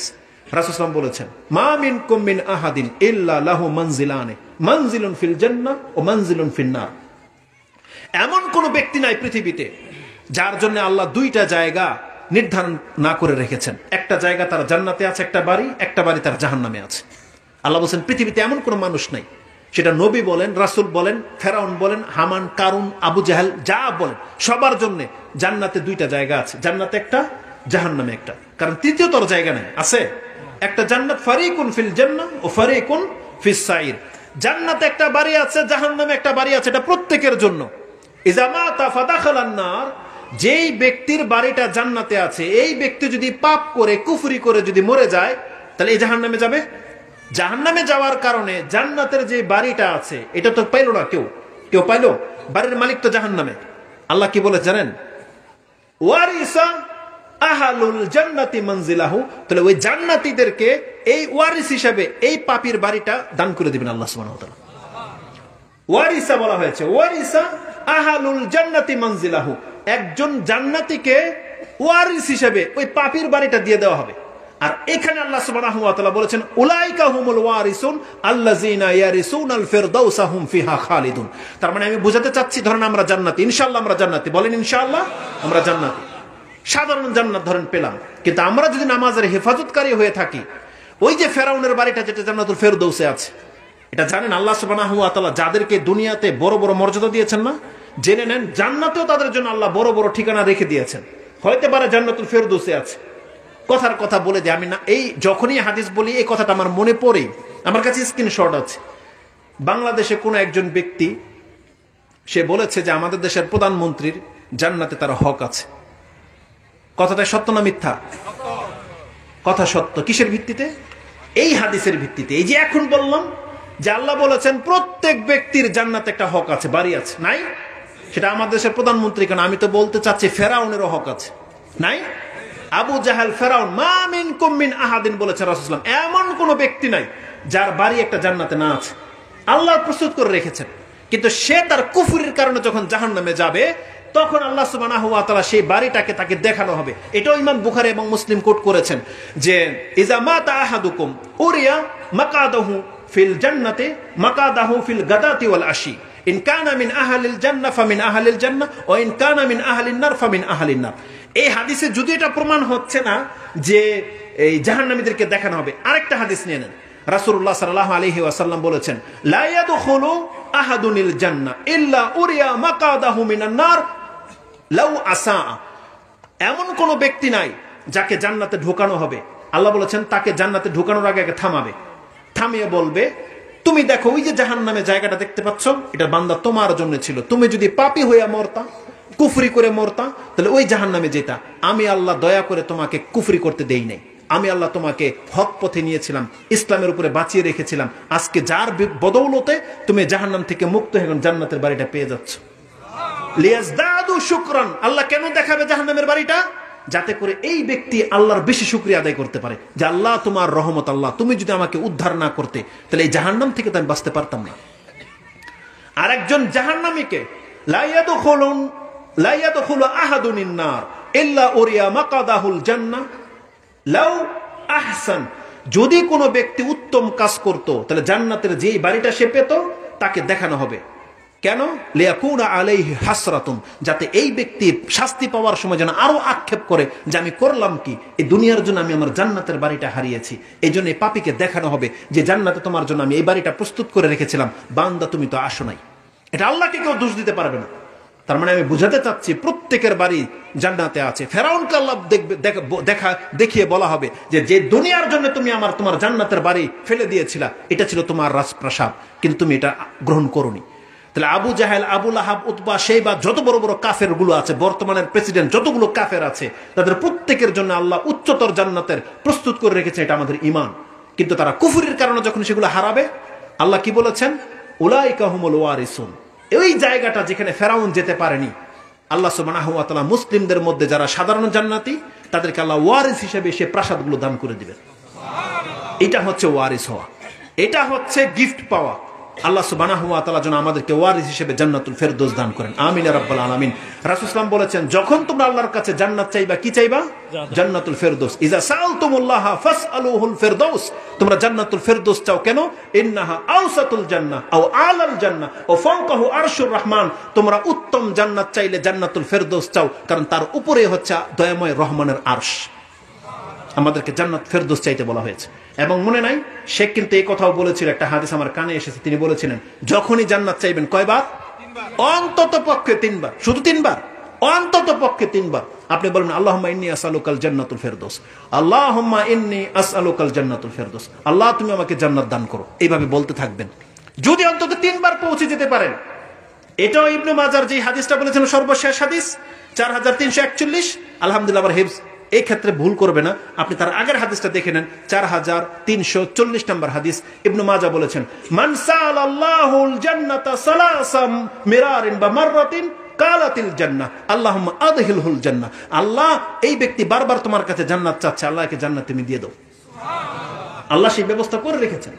যখন কোনো ব্যক্তি জাহান্নাম থেকে 3 বার করে আল্লাহর কাছে আশ্রয় চাইবে, কালাতিন নার আল্লাহুম্মা আজিরহু মিনান নার, আল্লাহ এই ব্যক্তিকে জাহান্নাম থেকে মুক্ত করে দাও।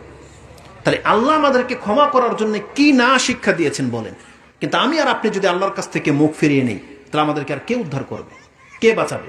এই জন্য আমাদের মেসেজ থাকবে এই মাহফিল থেকে যে দেখেন আমাদেরকে ইসলাম মানতে হবে। ইসলাম এমন একটা জীবন ব্যবস্থা যেটা আল্লাহ আমাদেরকে নাজাত দেওয়ার জন্য পাঠিয়েছেন। আপনার আমার দ্বারা পাপ হবে, আল্লাহ পাপের ক্ষমাও করবেন। কিন্তু আপনাকে আমাকে আল্লাহর বান্দা হয়ে বাঁচতে হবে। আপনাকে প্রমাণ করতে হবে যে আল্লাহ আমি তোমার বান্দা।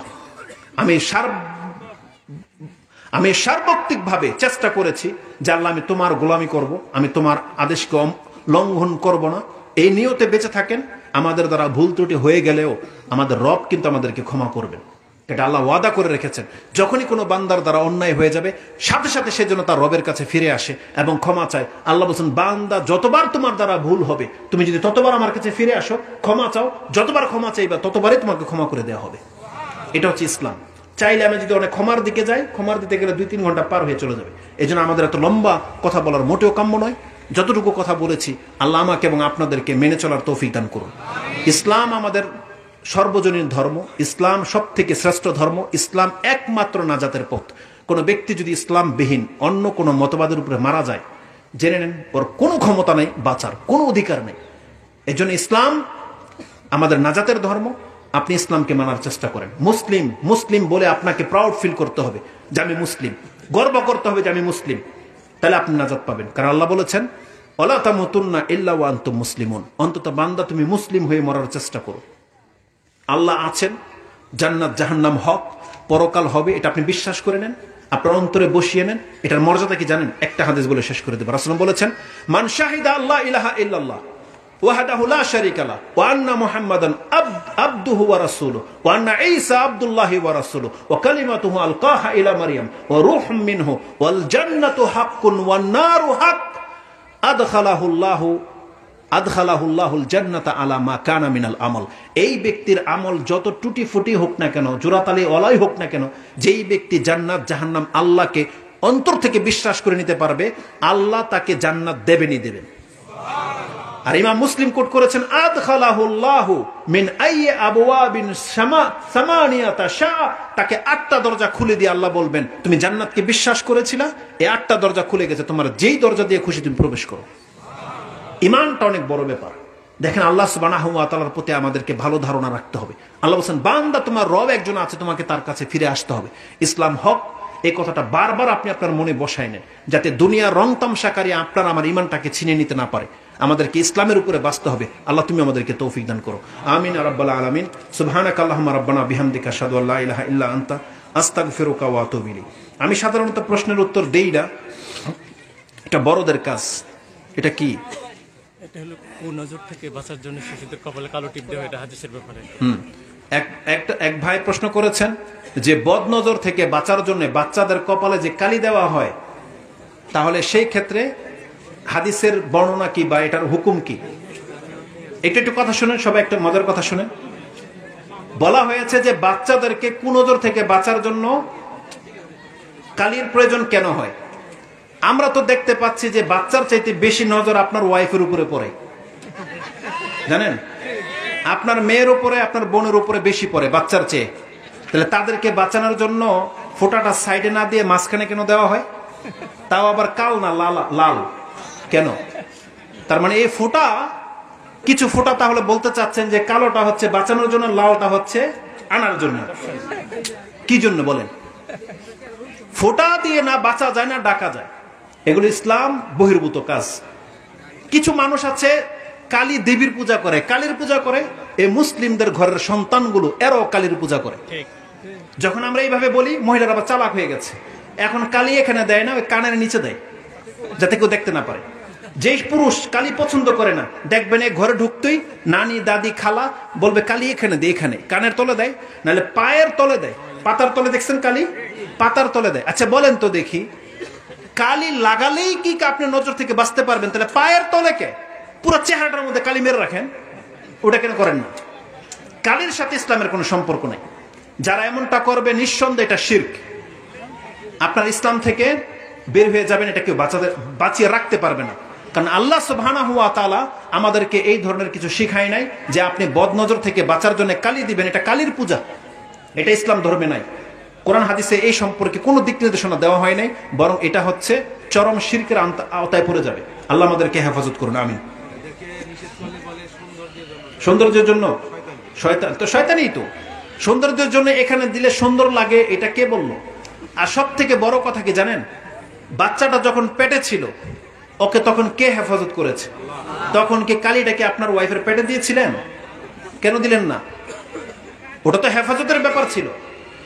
ভিতরে থাকলে যখন আল্লাহ হেফাজত করেছে, বের হয়ে যাওয়ার পরে হেফাজতের দায়িত্ব আপনাকে আল্লাহ দিয়েছে। কাকে দিয়েছে? পৃথিবীর কাউকে দিয়েছে না। পেটে থাকতে যখন হেফাজত করেছেন আল্লাহ সুবহানাহু ওয়া তাআলা, তাহলে জন্মের পর এটা আল্লাহরই দায়িত্ব, এটা কোনো ব্যক্তির দায়িত্ব নাই। আমাদেরকে কি বলা হয়েছে? আল্লাহর কালামের আশ্রয় নিতে। সকাল সন্ধ্যায় আপনি সূরা ফালাক, ইখলাস, নাস এগুলো পরে বাচ্চাকে আপনি জারফুক করবেন নিজে এবং বাচ্চার গায়ে। এটা রাসূল সাল্লাল্লাহু আলাইহি ওয়াসাল্লামের আদর্শ। এটাই হচ্ছে আপনাকে বদনজর থেকে বাঁচাতে পারে, অন্য কোনো কিছু আপনাকে বদনজর থেকে বাঁচাতে পারবে না। এগুলো সব জানা আছে সবাই। ছেলে মেয়েদের বিবাহের ক্ষেত্রে ইসলামিক আইন কি, বিবাহের উপযুক্ত কি লেখছে এটা,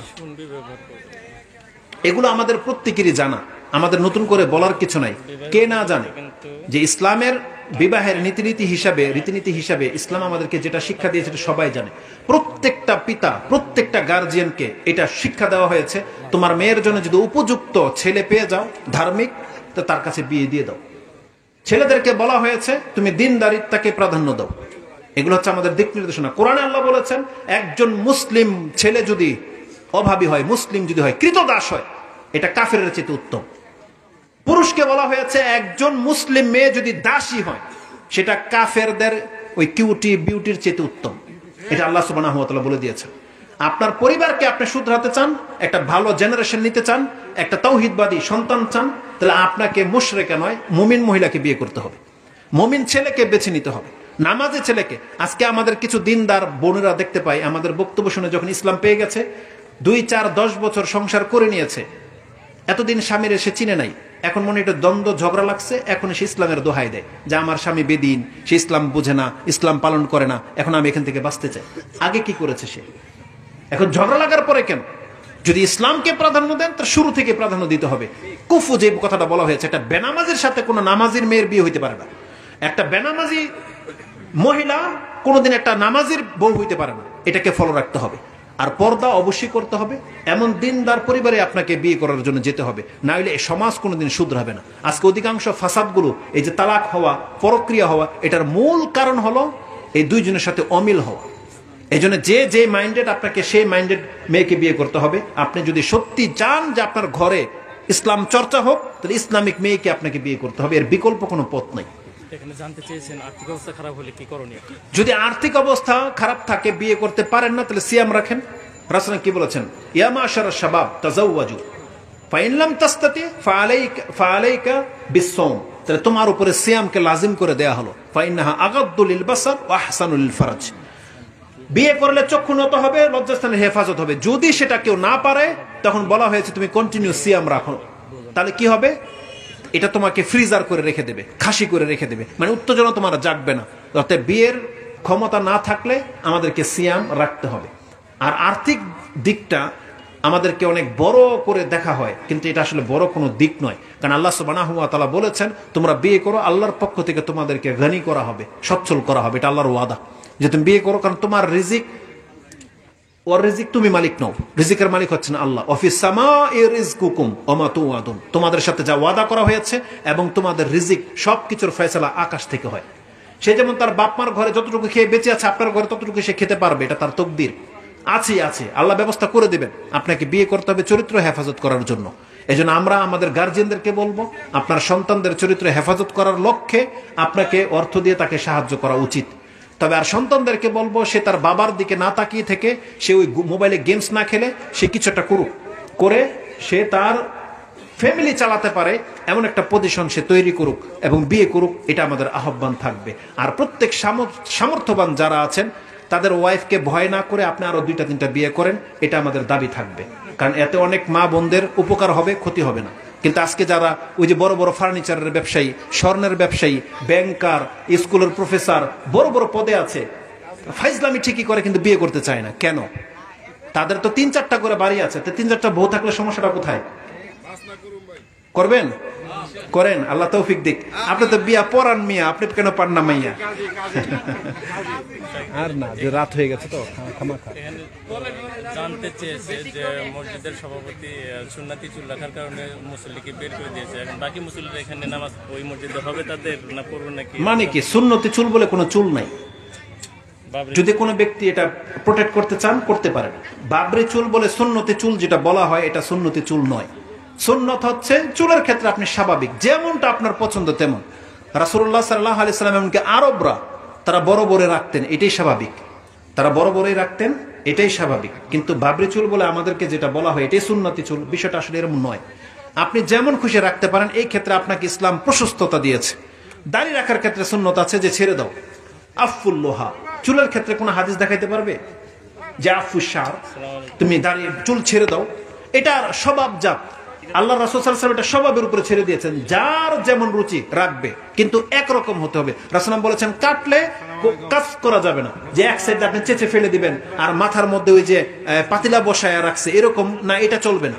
আপনাকে চুল রাখতে হবে, হয় বড় রাখেন ছোট রাখেন, এক লেভেলে রাখেন। কিন্তু সুন্নতি চুল বলে যেটা বাবরিকে প্রাধান্য দেওয়া হয়, এটার দলিল আমরা আসলে পাচ্ছি না আমরা এর দলিল। তবে রাসূল সাল্লামের চুল অনেক বড় ছিল, এটা স্পষ্ট প্রমাণ পাওয়া যায় যে রাসূল সাল্লামের চুল অনেক সময় বেনি করা অবস্থায় থাকতো। মক্কা বিজয়ের যে রাসূল সাল্লামের পেছনে 4টা বেনি ছিল, সম্ভবত 4টা বেনি ছিল। তাহলে আপনি বাবরি চুল বলতে এর দূরে কিভাবে ভাবলেন? এর দূরে চুলে কি আর করা যায়, বেনি করা যায়? একেবারে কাঁধ বরাবর হইতে পারে, কোনো বিষয়ই না এটা। তো যেহেতু আমাদের সমাজ লক্ষ্য রাখতে হবে, যেই সমাজে যেটার প্রচলন নাই, এই ক্ষেত্রে জায়েজ ক্ষেত্রে অবশ্যই সমাজের এই ব্যাপারটাকে আপনাকে মাথায় নিতে হবে। আমাদের সালাফরা দেখেন, বর্তমানে আহলে সুন্নাত ওয়াল জামাতের যত বড় বড় শেখেরা আছে, কারো কি দেখছেন বড় বড় চুল? কেন? তারা এই হাদিস বোঝে নাই। এই জন্য কোনো ব্যক্তি যদি বড় রাখতে চায়, এটা তার শখ, ফের রাখুক, ইসলামের কোনো বাধা দেওয়ার কোনো অধিকার নেই কারো। সে যত বড় রাখতে চায় পারুক, কিন্তু মহিলাদের সাদৃশ্য চলবে না, আর বাড়াবাড়ি করবে না। এই ক্ষেত্রে বাউলদের যেটা এক শ্রেণীর পীর ফকিরি যারা করে, এদের চুল থাকে, মোজ থাকে, এরকম থাকে না, ওইটা চলবে না।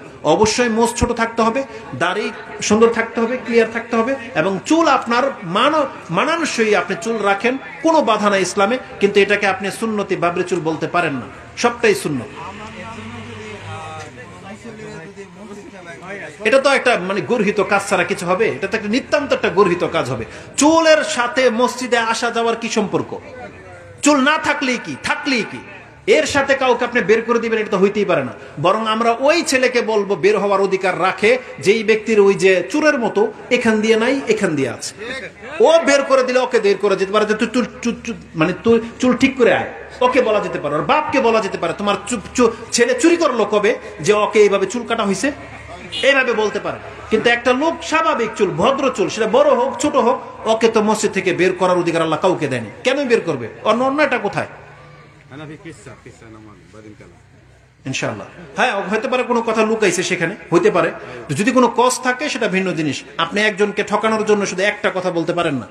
অবশ্যই যদি কোনো কারণ থাকে সেটা আমি জানি না, তবে আমি মনে করি চুল দাড়ি এগুলোকে কেন্দ্র করে কোনো ব্যক্তিকে মসজিদ থেকে বের করা হবে না, এটা মোটেও কাম্য নয়। এটা হওয়ার না, এটা মূল ইস্যু না। হতে পারে অন্য কোনো ইস্যু, সেটা আমি জানি না, সেটা আপনাদের ব্যাপার। কিন্তু এটা মসজিদ থেকে বের হওয়ার কোনো কারণ না। আর কিছু